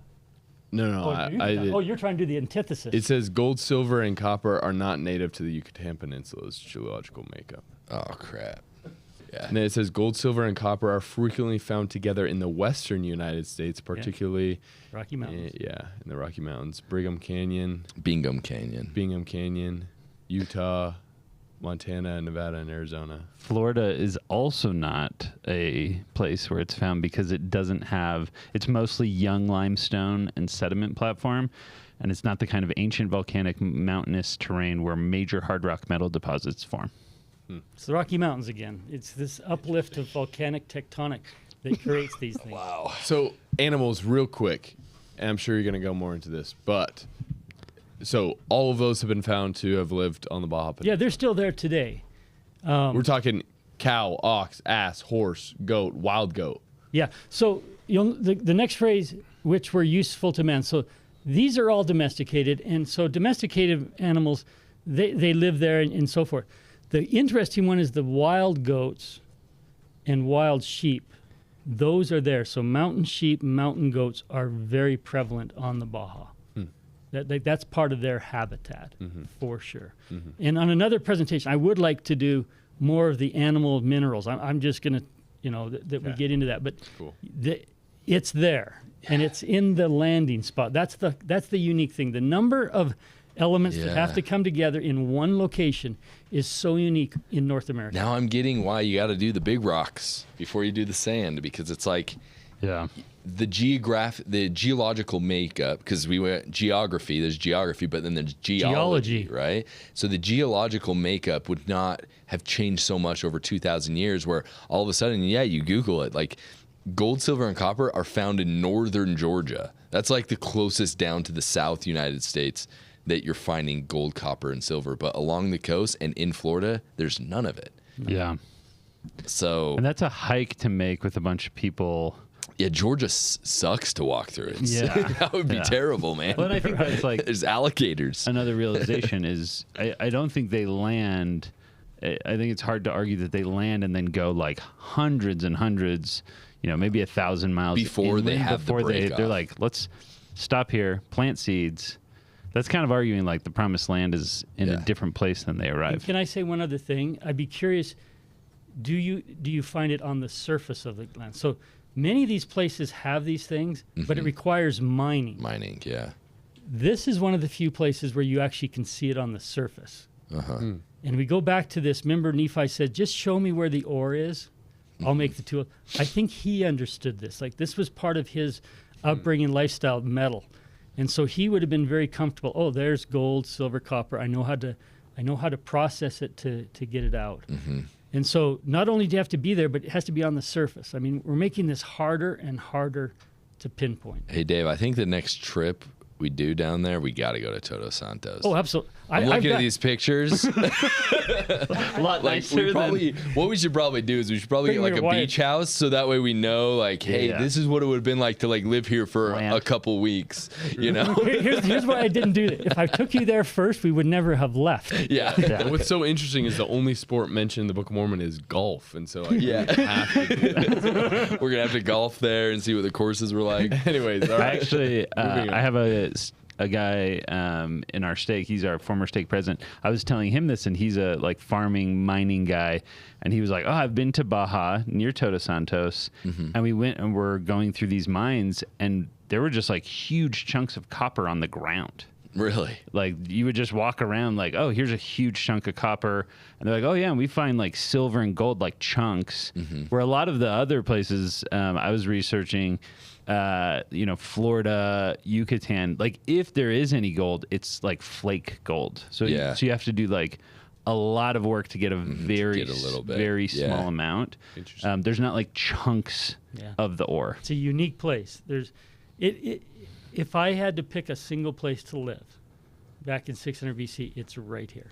Mm-hmm. It's a choice land. It's got all the choices you'd ever want. So here we go. So that kind of tells us where we think they landed. This matches the best we can see. However, they didn't get to stay here very long, land of Nephi. Yeah. So let's just kind of walk through this quickly because we want to get you to the riverside in just a second. So this is what we know. After Lehi dies, it says, we did take our tents and whatsoever things were possible for us, and we did journey in the wilderness for the space of many days. And after we had journeyed for the space of many days, we did pitch our tents. There's that pitching again. Mm-hmm. And my people would that we should call the name of the place Nephi, therefore we did call it Nephi. So Nephi and a few of his brothers left because they were fighting. We don't know how far they went, but where we send them is to this area of Baja. Today it is called Constitucion. It's one of the agricultural centers of Baja. Like they just ton of growing there. So this is where we place the land of Nephi. And again, we don't have a lot here geographically, but that's where we get them to. Mm-hmm. Then it says this, and I'm going to go back to this statement. We've used this many times. So this is where Jacob was when he made this statement. Mm-hmm. We have been driven out of the land of our inheritance, but we have been led to a better land, for the Lord has made the sea our path, and we are upon an isle of the sea. So just for context, we think he knew this much. You know, if he's up, he's been to, this is the concept of what they would have worked from for an isle of the sea. Yeah.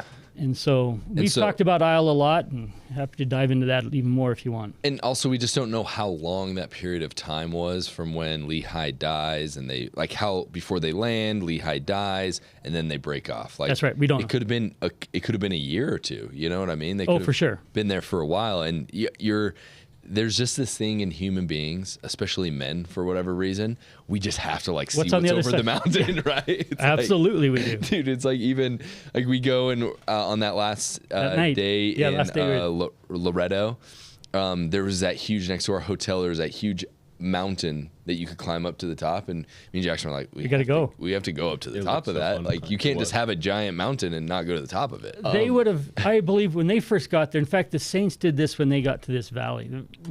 They sent out scouts so quickly. What's over there? What's here? What are the resources we have?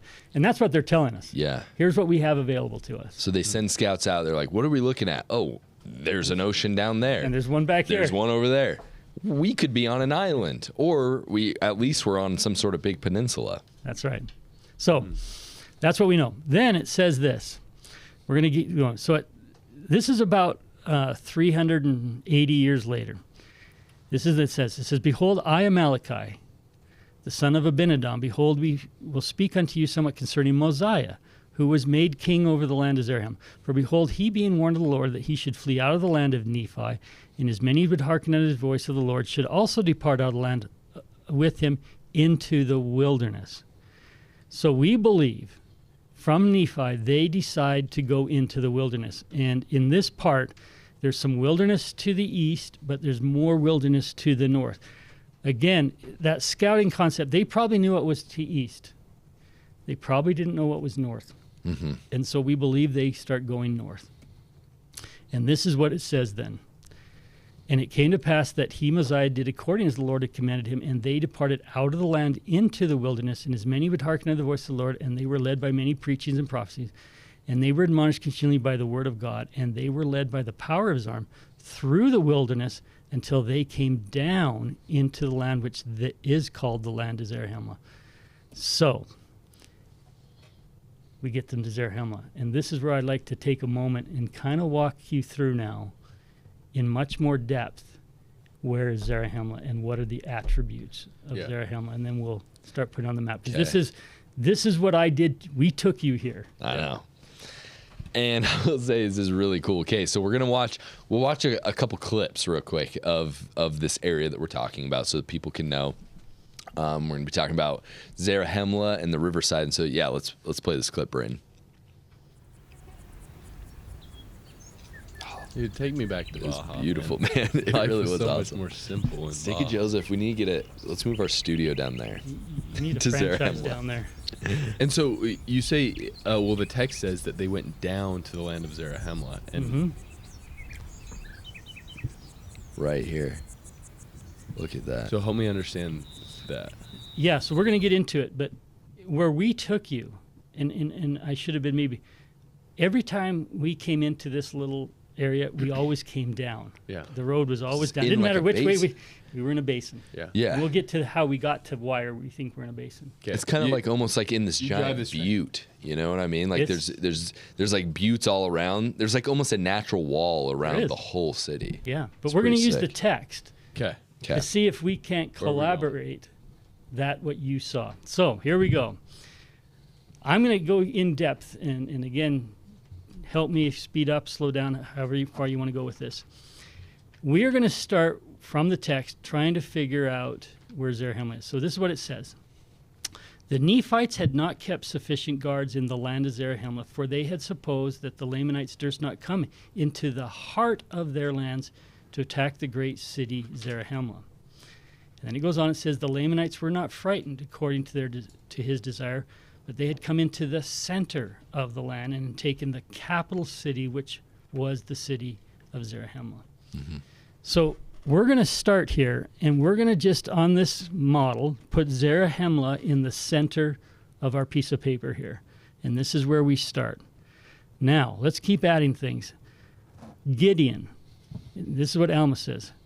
Alma was in the city of Zarahemla and went over upon the east of the riverside and into the valley of Gideon, there having built a city, or having been a city built, which was called the city of Gideon, which was in the valley that was called Gideon. So,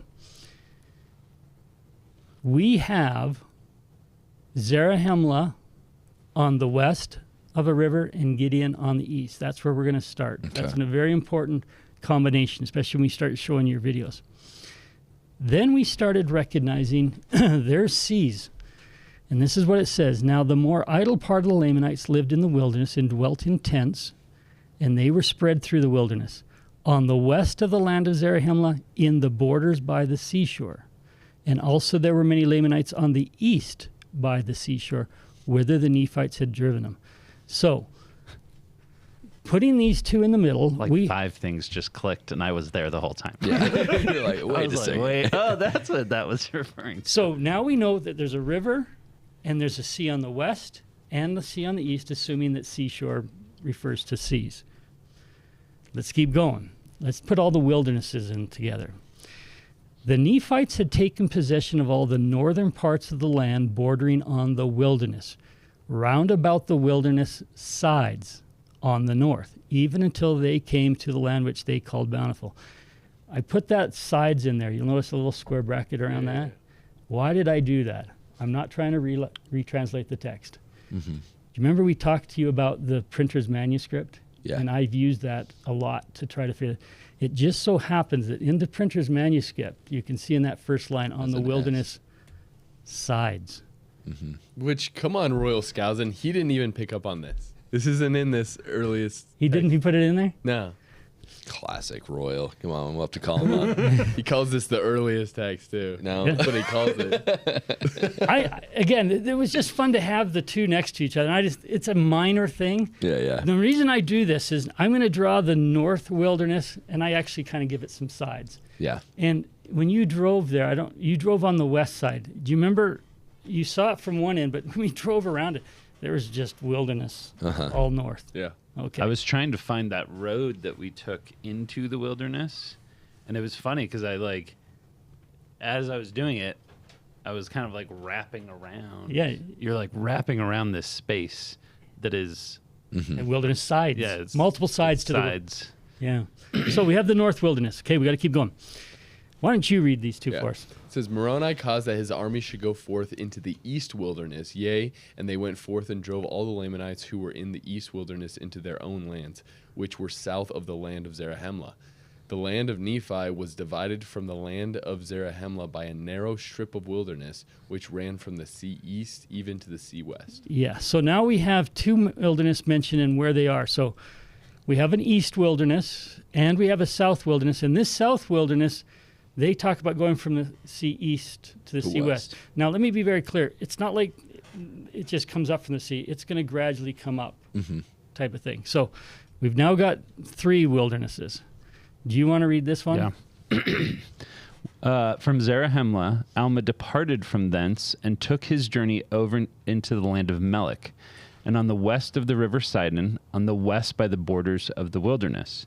When he, Alma, had finished his work at Melech, he departed thence, and traveled 3 days' journey on the north of the land of Melech, and he came to a city which was called Ammonihah. Okay, Ammonihah is going to become important. West of the river Sidon. Okay. So now we have a west wilderness, and somewhere north of that 3 days, Ammonihah. And we're going to need that in a second.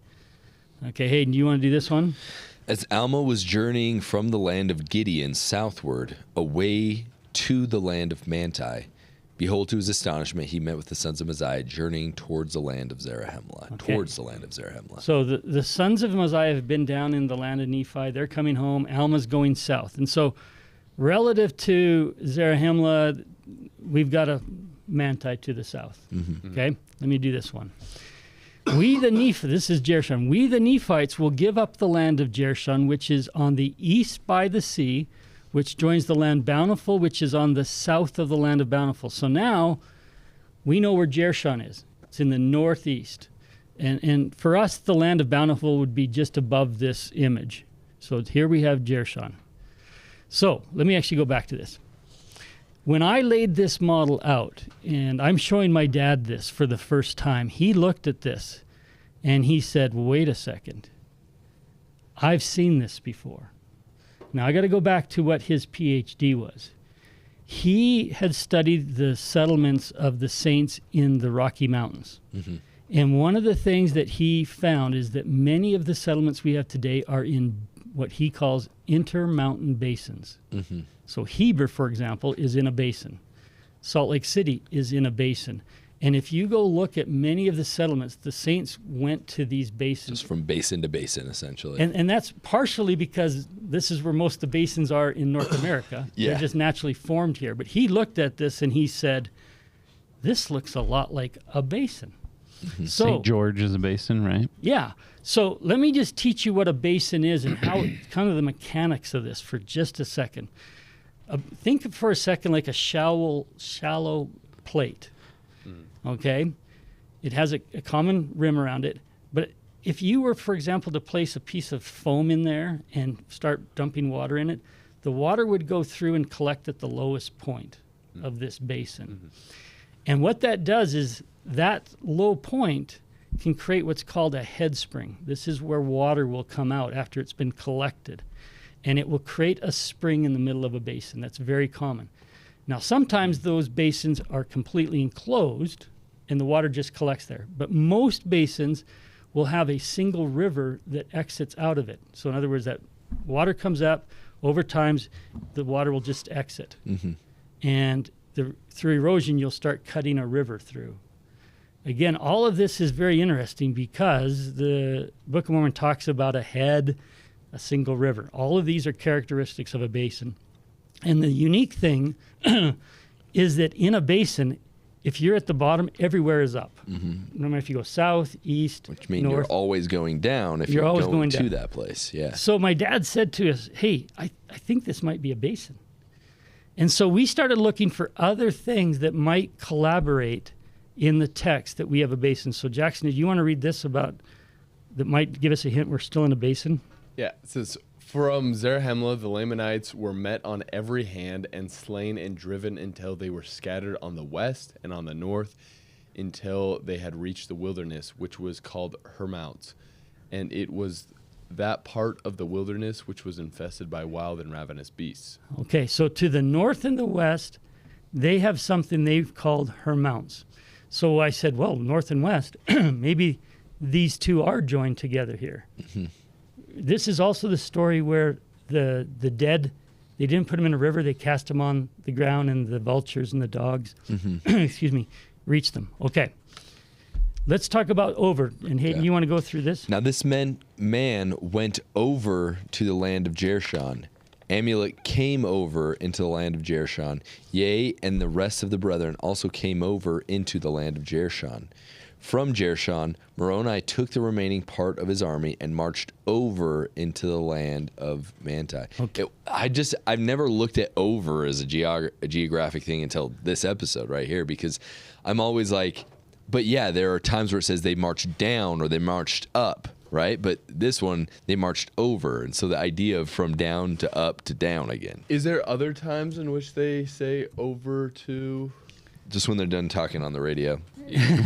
Over, Roger. There are. And when you start reading it, those words are going to start jumping out to you. They do also use over the river. That's another use of it. Yeah. But if there's no reference to river, we're assuming over is this geographical up then down. Yeah. So Jershon's to the northeast. So we're going to assume that's all over. So again, we're making these connections. Do you want to read this next one? Yeah. This is... The Nephites began the foundation of a city, and they called the name of the city Moroni, and it was by the East Sea, and it was on the south by the line of the possessions of the Lamanites. Moroni and Lehi and Teancum did encamp with their armies round about in the borders of the land of Moroni, insomuch that the Lamanites were encircled about in the borders by the wilderness on the south, and in the borders by the wilderness on the east. Okay, so we have this city, Moroni, by the East Sea, and the Lamanites are encircled by the east and south wilderness. So again, we believe there's a connection here that would encircle them around the land of Moroni. Okay? So I hope what we're painting to you, we've got these wildernesses, east, west, north, south, with these implied uplands all around where they are. Now, let's see if we can't figure which way the river flows. This is always the big question, and I'll just give you a little background. Before we get into the river, just something that clicked now as you were just saying this is, and it took me a minute, but Alma is heading south, and the sons of Mosiah are heading north. Why did they meet? Mm-hmm. And you go down there, and there's these roads that are so clearly defined. Yeah, we're gonna. Yeah. And I was always just kind of like, well, they were walking through, forests, and they happened upon each other. Yeah.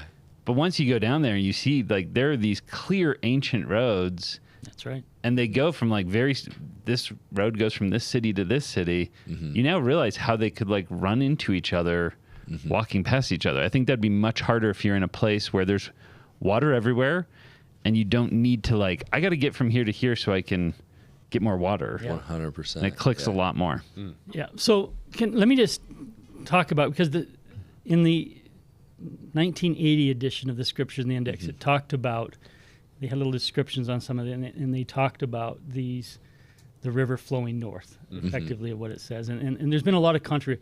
I was asked to come and help them go through the Scriptures and kind of just review everything. And my dad is a geographer, I think because of that. He was part of that group.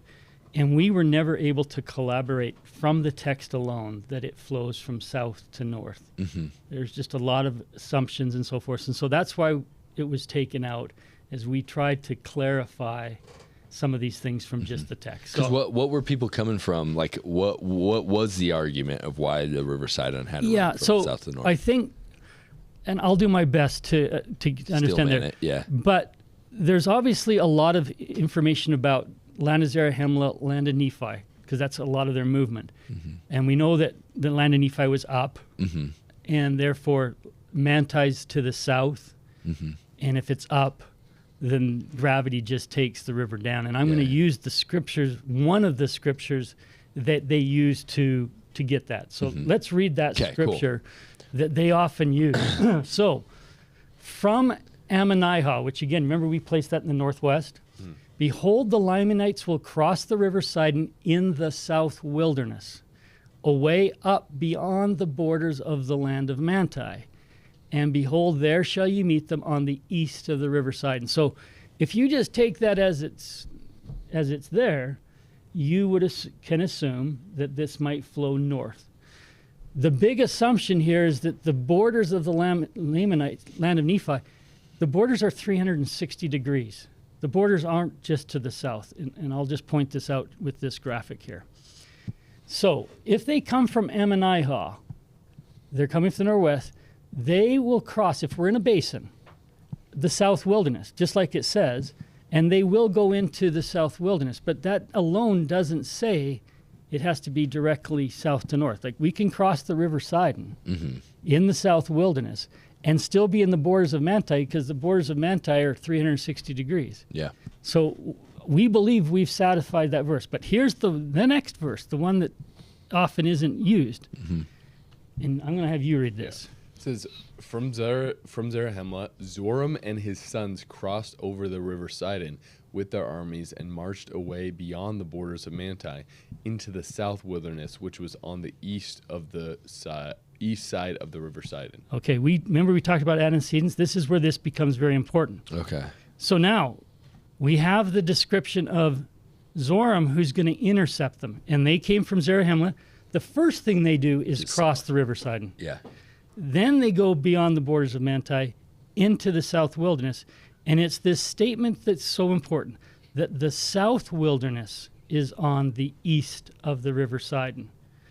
So how do you satisfy with a river in the middle of their land that's going to go to the sea, and the rivers, or the South Wilderness, is on the east? And the head has to start with Zarahemla. We don't know where the head is yet. Oh, yeah. But okay. Just think of a clock for a moment.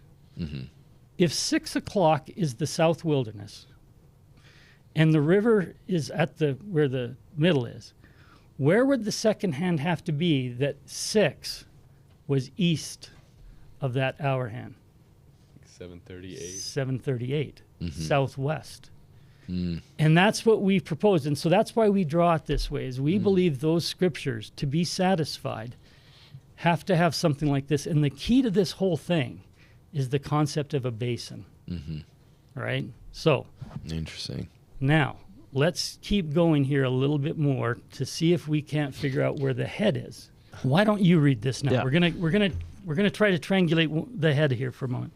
Okay, so the Zoramites had gathered themselves together in a land which they called Antionum, which was east of the land of Zarahemla, which lay nearly bordering upon the seashore, which was south of the land of Jershon. Okay, so now we're going to put Antionum on here. South of Jershon, east of Zarahemla, bordering, right? Hayden, you want to do this one, or whoever wants to?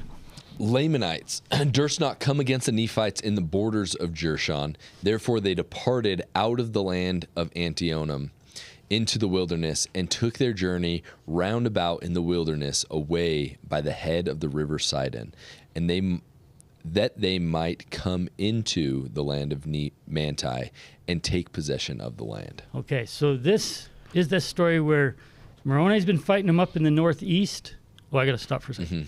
They're up in the northeast, and they're going to start heading towards Manti, and along the way, they pass the head of Sidon before they get to the land of Manti. Okay. I got to stop for just a moment and teach you some geography.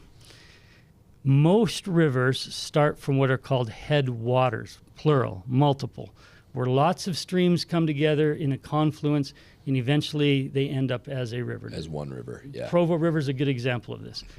The text, though, I think there's 4 or 5 instances, talk about a head of the river. Instead of headwaters. Head is completely different. This is a container or pool of water that is, again, fed by underground water sources.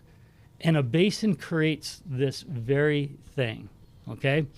So here's what we have. They're coming from Jershon. They pass ahead before hitting Manti. This, to us, would suggest the head is not in the hinterlands of the South Wilderness or any of the wilderness, but it's in the middle. Okay? So now, there's one other thing that kind of corroborates this for just a second. I'll read this. Hill Ripple. Or why don't you read it? Okay. It says, Moroni divided his army and brought a part over into the valley and concealed them on the east and on the south of the hill Ripla. And it came to pass that the Lamanites came up on the north of the hill, where a part of the army of Moroni was concealed. Okay. We know that the hill Ripla is between Zarahemla and Manti. So this is the story they're going on there. The Lamanites come up on what side of the hill? On the north. So that tells you if they're coming up on the north, they've traveled from the north. Does that make sense? Before they get to Manti. Okay. So this is where we place our hill Ripla and how this was probably configured. And at some point, we need to go through the entire hill Ripla scenario. You guys got to go through that. Phenomenal. So let's just show you now. Let's take all of what we've talked about, a basin, east wilderness, south wilderness, everything, and put it in Baja for just a minute. I'm just going to highlight this. These are these wilderness areas, and you'll see kind of all the, especially the north wilderness, the east wilderness, and the south wilderness, and how they're connected. The southwest, it's not quite as prominent, but it still is up. And I'm going to give you another view. Here's another view of this basin to help you see it. So I don't know if you can see that with all the wildernesses around, and then the river Sidon's coming out of there, but there's a head in the middle. And this is where I took you the very first night. Remember this? Yeah. And how unique it is in this desert environment to have this oasis with this water from ahead. So the reason I share this with you, this is the kind of our process of taking lots of scriptures and modeling it, and then using geography to figure out what we've got here. So this is quite different than most models. Yeah. Britton, let's check out some of the clips that we got of the riverside, and we can comment on them. It's pretty crazy. Honestly, it was so beautiful, and it was so shocking after the whole day of driving up, where it's just absolute desert wilderness. Yep. And then you come That up looks along way this. different from the sky too. I haven't seen the drone footage yet. Oh, you haven't? No. Wow. Look at that. It's beautiful. Can I just say something? I mean, how much water did you see on that trip up? Hardly any. Yeah. If you came upon this, I wouldn't leave. you wouldn't, even if there was another group of people there, Yeah. you would force yourself to live here. Please. Yeah. You have to. Yeah, we were driving in the car for 4 hours from Loretto through just like cactus and desert and mountains Hardly and any greenery at all. yeah, So, definitely an oasis. yeah, so this is a unique feature. Now, let's talk about the river, some of the attributes of the river for just a moment, because I often say the river's kind of schizophrenic here for a moment. So, do you want to read this for us? Yeah. The Lamanites were pursued by Lehi and his men, and they were driven by Lehi into the waters of Sidon, and they crossed the waters of Sidon. And Lehi retained his armies upon the bank of the river Sidon, that they should not cross. Okay. So this is part of the story where Moroni is trying to surround them. And the Lamanites run into the waters and cross them. Now, a normal river, if you are in battle, you do not jump your armies into the water. You can't move, you can't do anything. Yet the Lamanites seem to have this ability or comfort to just cross the river while being pursued. To me, this suggests that the river's not very deep. Yeah. And it's got this, maybe some places that are easy to cross. So I don't think it was like the Mississippi or something like that, where you're going to just jump in there. Really deep. There's another element of this earlier on in Elm, and maybe you can read this to us about what the river says. It says, the people, Nephi and Gideon, are fleeing before them, the Lamanites, with their flocks and their wives and their children towards our city. And behold, as they were crossing the river Sidon, the Lamanites and Amalekites, being as numerous almost as it were as the sands of the sea, came upon them to destroy them. Okay. So this is from Gideon, which is on the east of the river Sidon, and their children, wives, and flocks cross the river. For those that have been around now, it is difficult to get a sheep or a goat or anything like that to cross a deep river. They'll only cross it if they can kind of see the bottom and it's kind of shallow. Yeah. Suggesting this river, again, is not very shallow or very deep. Yeah, I got to say, like when you Google the average depth of the Mississippi River between St. Paul and St. Louis is 9 to 12 feet. And like the shallowest point is at its headwaters, which is in Minnesota, which is about 3 feet. Even that's So pretty shallow. deep. And that's like all the way at that's all the way up in Minnesota, right? And nobody's looking. Any of the Book of Mormon theories aren't looking up in the Minnesotas really for stuff. So you have this concept that the river seems to be shallow enough for flocks to cross, armies to cross multiple times, and not be impeded.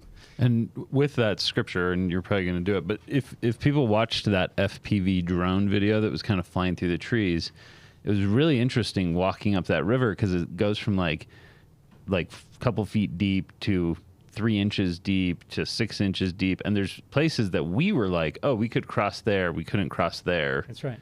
The head, you'd have to swim.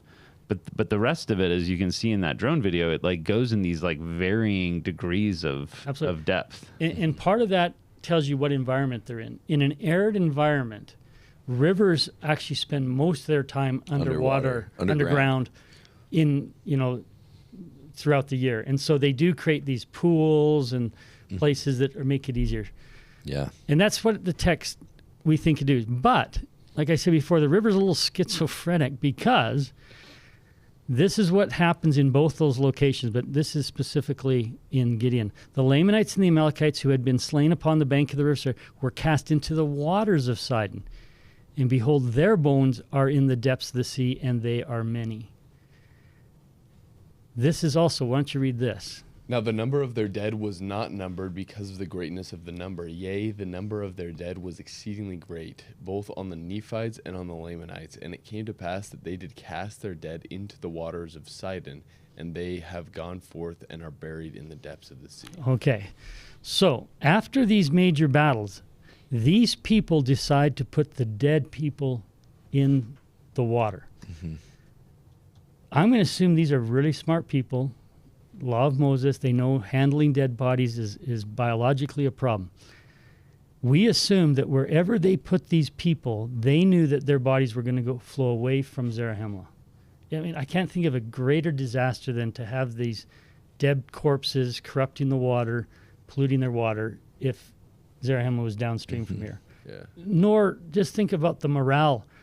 Your dad, just having your full family paraded by you. Yeah. It all doesn't your make people see these dead bodies just going up. Like, who would do that? Mm-hmm. So for us, this suggests to us that the river Sidon has to flow away from Zarahemla. Mm. And we know that Hill Ripple is south, and we know Zarahemla is north of that. Yeah. It gives us that orientation. So this alone may suggest that it's flowing in another direction. But here's the really unique thing. The flow rate changes because they can cross and so forth, but yet they know that their bodies can be flushed out to sea. Now, one of the things I studied, because I wanted to really understand this, it's a little bit morbid, but you can go study. When somebody drowns in a river, they calculate about how far the body can get. Kind of sets up a search perimeter. And one of the things that happens when a dead body falls in water, it actually sinks initially. Because there's no air in it. There's no air. We filled up all of its cavities. And it will sit on the bottom and kind of get dragged on the bottom and doesn't go very far. Over a long period of time, it may float from gases, but then it gets caught on branches and other things. And a normal flowing river does not move bodies that far. Yeah. And yet they're talking about bodies that are now in the sea. Tons of bodies, yeah. One of the things that can do this are flash floods. A flash flood can move a lot of material, rocks, bodies, animals out to sea. And so we have this concept, easy to cross, and yet we're comfortable putting bodies in here that are now in the sea. Perhaps we're dealing with flash floods. Yeah. Again, arid environments, like where you were, this is very common. And the Lamanites are all in the south too, right? Yeah. And so if you're kind of like, hey, screw you guys. Yeah, you can have our contaminate all the water south of you, right? Yeah.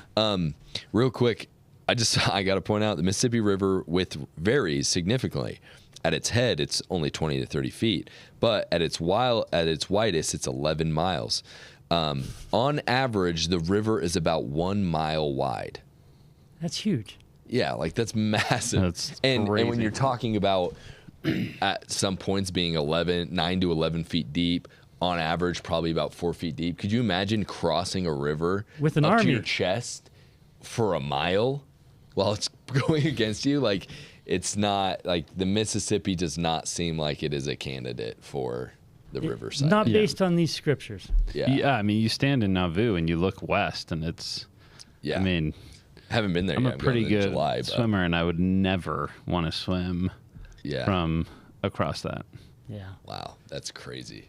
So, I hope that gives you a little bit of a taste of the riverside and how we got there, some of the attributes, how it fits in with Baja. I see we're about to go to Highways Cast Up. Let's we never showed the head of the river. Yeah, so Britton, if you want to pop up some of the clips that we got of the head of the river and tell us a little bit about these springs as we're watching it. For sure. Yeah. So it is really fun to go there because you literally can walk around the head. And this is us walking. These are some springs. There are 7 of them here. And these springs basically fill up this lagoon. The other unique thing... How many springs do they say that there are? They believe there's 7. And I can kind of... If I remember, I pointed out 4 or 5. But just remember, we walked around it. I literally walked around it. One of the things I'll say about the word Sidon, by the way, I don't know if you know what the word Sidon means. It means fishery or fish. And if you remember, there were fish in there, which would make sense why I think they would refer to this as Sidon, which is also the Old Testament Sidon. So it's as unique a place as I have ever been. And if you notice the amount of date palms and the things they could grow there, again, agriculture becomes critical to a city. Yeah. So. And did you already cover the scripture about going from east to west, the head? I have not. Yeah, there is a scripture that actually... Oh, yeah, it talks about it going head east Alma to west. 22:27 says, by the head of the river Sidon, running from the east towards the west. That was one that, like, being there and, like, standing on the bank of that big head. Yeah. Like, it is due east and due west and runs from the east straight west, and then that's where it kind of... Which is interesting because curving. If the head runs from east to west, we also know that the river has to flow kind of the other direction. If you're going to have Zarahemla on the west, Gideon on the east, he'll ripple on the east. So there has to be a curve in the river somewhere. And it does. And it does curve. Yeah. For the head, Yeah, you have that head, and then it just basically turns southwest Southwest. and goes straight to the... See. It's also interesting that it says when it turns west, the scripture says that it heads westward, which again seems to be like it's not exactly west; it's westish. Yeah, there's a lot of fish in the San Ignacio Lagoon there, actually. Yeah. Well, the other thing, down there. do you remember all the birds that were there, the herons? This is a flyover for the herons, and this is where they feed a lot. Yeah. And what they're feeding on are those fish. Yeah, there was that one heron that was on that one log every single day. time. It just stayed there. It's like, take my picture. I think it was there when we were there 12 years ago.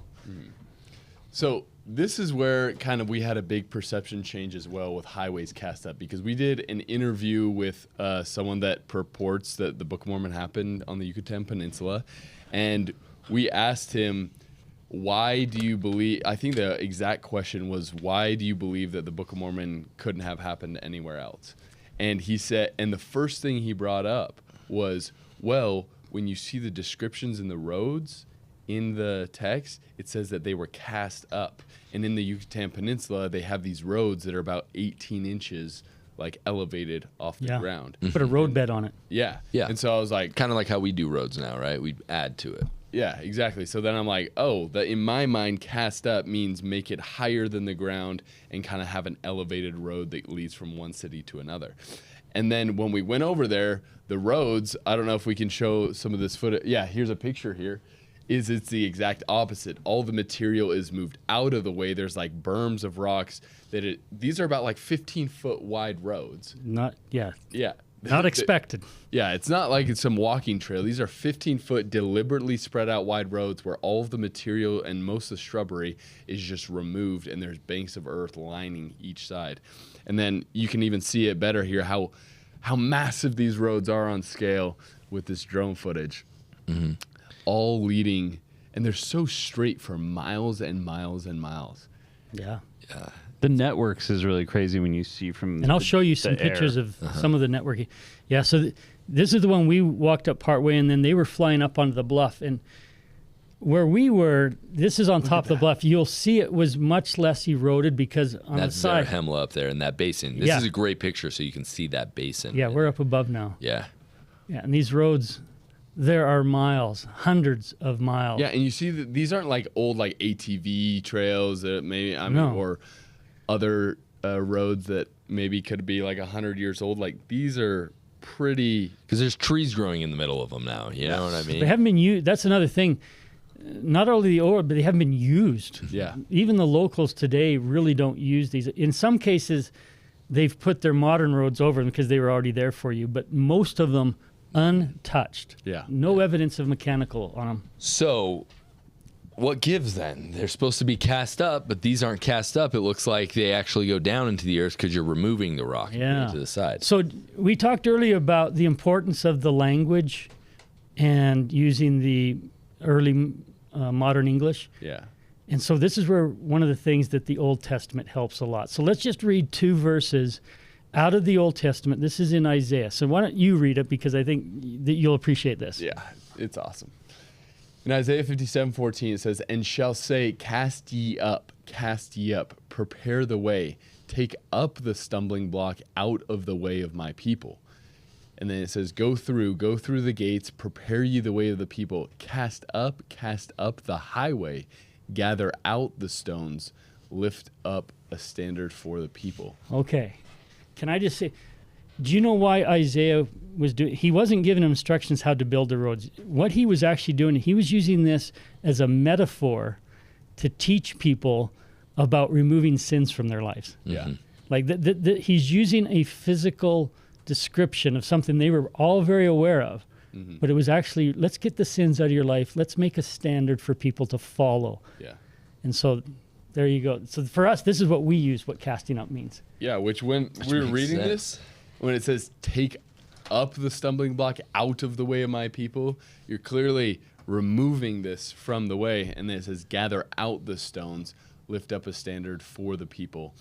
And there was another place in which when Moroni was commanding his people to make banks of earth, it says that they were casting up the earth and then removing it and putting it on the banks of earth. Yeah, so they were trying to create a ditch, and so they were casting it up out of the way. Yes. So they could use what they had removed. Yes. Does that mean? So they weren't using what they added; they were using what was left over after they removed it. Exactly. It's a different concept of casting up So interesting. that most people don't understand. Yeah, and I'm trying to find, but I'm pretty sure, if I remember correctly, the idea for the North American model too, or not the North American, the Heartland model, is that there are cast up roads in between Hopewell civilizations, ancient Hopewell civilizations. But once again, one of the reasons why I think it's so important that the Book of Mormon was translated into King James English is so you can do this sort of back translation of things, right? You're able to look at the Bible and be like,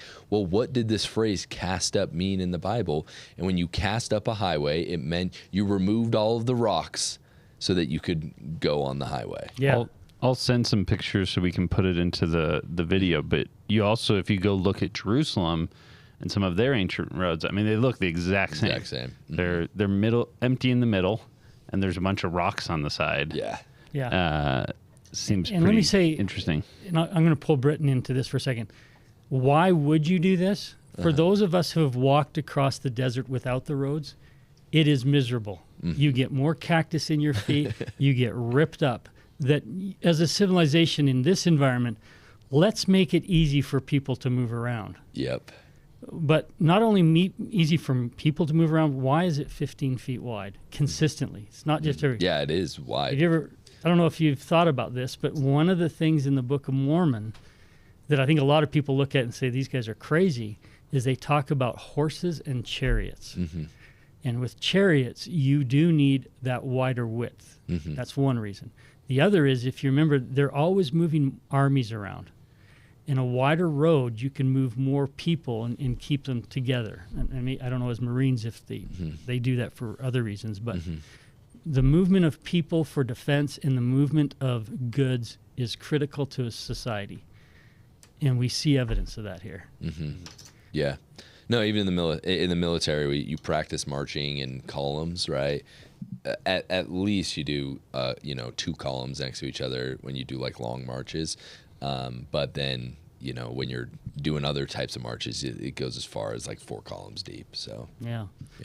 So let's just finish up on this. This is what it records. And you want to just really read this quick? Yeah, and there were many highways cast up and many roads made, which led from city to city and from land to land and from place to place. All right. One of the things that we have started to do, and this will probably be a lot of work, is we've started identifying through Google Earth these roads and these networks. And you can start to see a node and spoke picture. This becomes important for us only because the nodes, like where all the roads come together, might be of something of interest, even if it's not there today. But it also shows us the breadth of which their civilization worked. And let me just take a note or side note on this. Again, it is assumed that the Jesuits made these roads. Their records kind of allude to this a little bit, because many of these roads do go from mission to mission. Again, that's where I think the Native Americans were when they got there. But there's probably 80% of the roads that don't go from mission to mission. They just go to another place that had meaning before them. And so it suggests they did not build these roads. These roads were there a long time ago, built by an organized society for purpose. Well, and here's the thing, too. I imagine that the Jesuits would build their missions wherever there was water, and wherever there's water, there's likely to have been cities inhabiting that area for a long time. Exactly, yeah. And that's one of the things with, people talk about, it's lacking in human geography, right? Like, where are the tons of archaeology? And there is some, and we're going to talk about some of that, not on this one, but the next episode. But you have to remember, in North America, for example, in the heartland, there's abundant water. There is abundant food, and places to be. People just could build civilizations in multiple places. So you can abandon a civilization and then just build something somewhere else, and then that's found later. And that's what we get with the Hopewell societies. Like, you didn't have to stay in those same places. Down in Mesoamerica, abundant water. I'm sure that there's also abundant food as well throughout, the Yucatan Peninsula. But in the Baja Peninsula, it's not. None of that is abundant. And so there's like 12 places you can live on that peninsula, you know what I mean? And so people are going to live there and build over. And when you're worried about you and your family's survival, you don't care about preserving the ancient history or the structures or whatever of people for thousands of years. You're just going to build your house or whatever on top of whatever's there. Yeah. Right. It's also interesting if you do research, even ask AI and do some research there. Baja has had almost no archaeology done, like literally zero. Yep. Which is interesting because the scriptures say the Lord would wipe the Lamanites off of the land. And so it's, that's like kind of an opportunity that I think is still there. And there's also still not people there. So archaeology also wouldn't be super difficult. Yeah. Because you're not trying to displace a bunch of people to do archaeology. There's no one there to move. Right. And one of the things I would suggest before we put any shovels in the ground is go through the text and identify what structures they built and then look for them. Because even if you find things that are grand like a pyramid, if it's not in the text, I'm not sure how to correlate that. Yeah. And so you've got to, again, go back. You got to start with the text. What is the text saying? And how can we find that on the ground? And I'll just say, from my reading, the text has very little with monumental type of structures. In fact, the roads and the walls seem to be the largest structures described in the text. And we find those. But I can't find any reference to a pyramid. Or to any structure that's built other than there's cement. They build with cement in a few places. Which is probably adobe. Which is probably adobe. It's not Portland cement. Yes. Right? There's a difference. Yep. So they do build with cement, and that's up in the north too. That's later on, for right? a reason, because they're limited timber. They didn't have Yes. actually. They had to wait for the timber to grow. So they started building with. So they started building with cement out of necessity, right? But it wasn't where they. And let's actually just read. Is it in beginning of Second Nephi or the end of First Nephi, where it talks about Nephi constructing the temple? Second Nephi. Yeah, how he constructs Is it. it 6? Yeah. You're talking about after the manner of Solomon. After the manner. Okay, right here. So this is 2 Nephi 5. And we'll just start in verse 15. And it says, "And I did teach my people to build buildings and to work in all manner of wood and of iron and of copper and of brass and of steel and of gold and of silver and of precious ores, which were in abundance." So he's only there's nothing about there in stone. One, because building with stone's it's not like an easy thing. You Yeah. know what I mean? Well, it's a trade, It's a trade. and I have to assume the trade he brought was metal. Was he? Yeah, he Metal seemed to seems work to in be metal, his trade. right? He makes swords. A normal person can build with wood. You know what I mean? Yeah, 'Cause it's wood. like, especially if you can work with metal, it's like I can make some. An You can axe. tie things together. You can. Yeah. That's pretty easy. But then it says in 16, "And I Nephi did build a temple, and I did construct it after the manner of the temple of Solomon, which was made out of stone, right? Save it were not built of so many precious things, for they were not found to be found upon the land. Wherefore it could not be built like unto Solomon's temple. But the manner of construction was like unto the temple of Solomon, and the workmanship thereof was exceedingly fine." And so I would just there's a process of elimination here, right? Where it's just like, hey, he had the gold, he had the precious ores In abundance. So the precious things that made up Solomon's temple, what else is left? Well, and the right? word precious, we think of precious like a diamond or something Yeah, like that. yeah. Precious in the old Middle English meant expensive. Yes. The things that cost the most resources or money. Which would be rare as well. And the most expensive part of Solomon's temple, by far, was the stonework. Mm-hmm. Quarrying it, hauling it. It is the most expensive part. So if you have to eliminate it, I assume it's the stone. Yeah. The second thing I will say about this is in 2 Nephi. How many people do we have here to even build this thing? Yeah, I mean, true. the amount of resource to even build with stones and the logistics of You got like a handling. dozen dudes, like adult dudes that can work. And most you of know them what are I mean? trying to feed their families. Yes. And, we're going to go try to build this temple. And so it kind of makes sense that they may have followed more of even how Moses built the tabernacle, but made it a little bit more permanent. Yeah. They were probably building out of those sequoia pines or whatever down in They have the timbers down. That forest is Los right or there. Todos Santos. Yeah. Yeah, they have the resources for wood, but stone. And by the way, the other thing I'll just say, we've talked a lot about tectonics, volcanic. Again, not the greatest type of stones to build with is that porous basalt. It doesn't cleave very well, all that kind of stuff. So Well, we still. Yeah. Go ahead. I was just Sorry, going to add what you just said. As we were on the trip and after the trip, I really started to pay attention to numbers of people that the Book of Mormon mentions, and it's way smaller than I had in my mind, where it says that Alma and his people were 200 people. Because we went to that where you believe the city of Helam is, where he took his people, and it's a small valley with a really great spring of water that has a lot of water. I'm like, I don't know if people could live here. And then you're like, well, could 200 people live there? 200 people live there today. There's a very small town that has a couple hundred people. that's right. Helam. It says Bountiful, there were only 2,500 people present when the Savior appeared. And so it's interesting that as we kind of went through there, I kind of had to reset my mental imagery of how many people are in these stories, where a lot of times I think we think That's of, there's millions and millions of people. It's because of Arnold Freiberg, man. Yeah. That guy screwed Yeah. everything up. Again, he's a modeler, Yeah. With, and the we're looking wall- through his yeah. lens as an artist, For right? sure.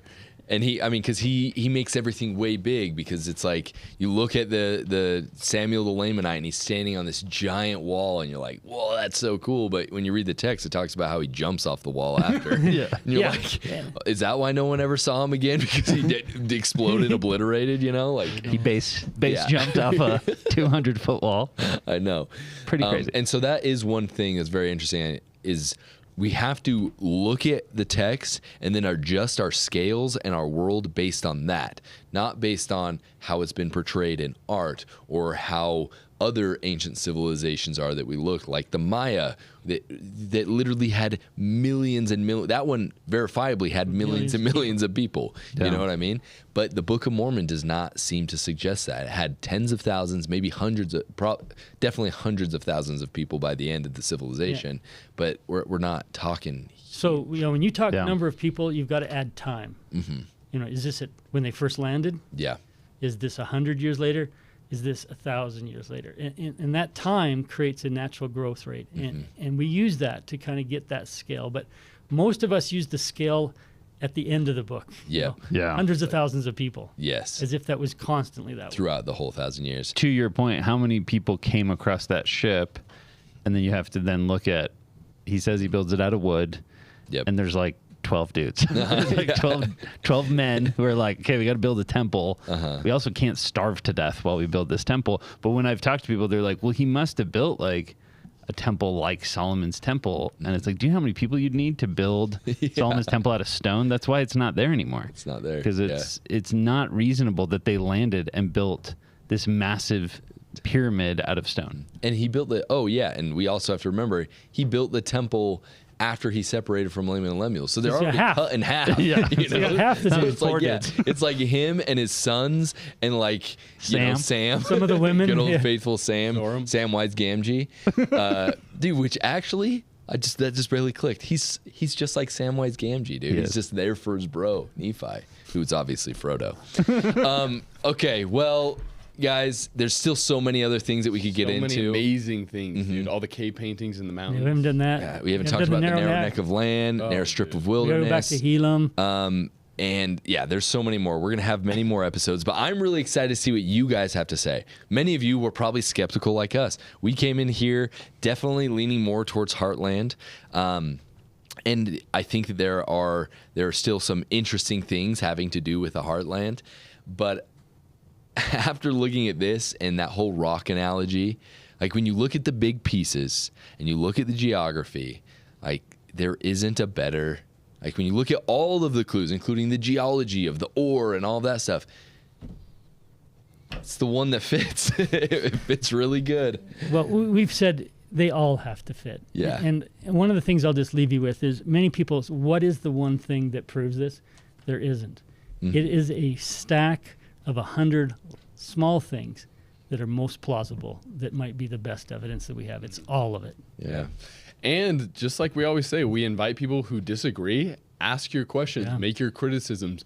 Don't just throw out, "Oh, this is a bunch of bull crap. It's the Heartland, and you're dumb." Or the meso. Give actual articulate rebuttals in the comments to something that you feel is not sitting right, and we'd love to talk about those things in further episodes. Not using AI, please. That's the worst. Is like when you get like some comment in the comments that's like 5 pages long and it's obviously just AI. Someone was like, "Here, write a rebuttal about this." Yes. You know. And it's like, okay, I'll write a rebuttal. Yep. Anyways, David, as always, thank you. No, thank you. Appreciate it. It's been fun. And until next time, stay curious and hungry.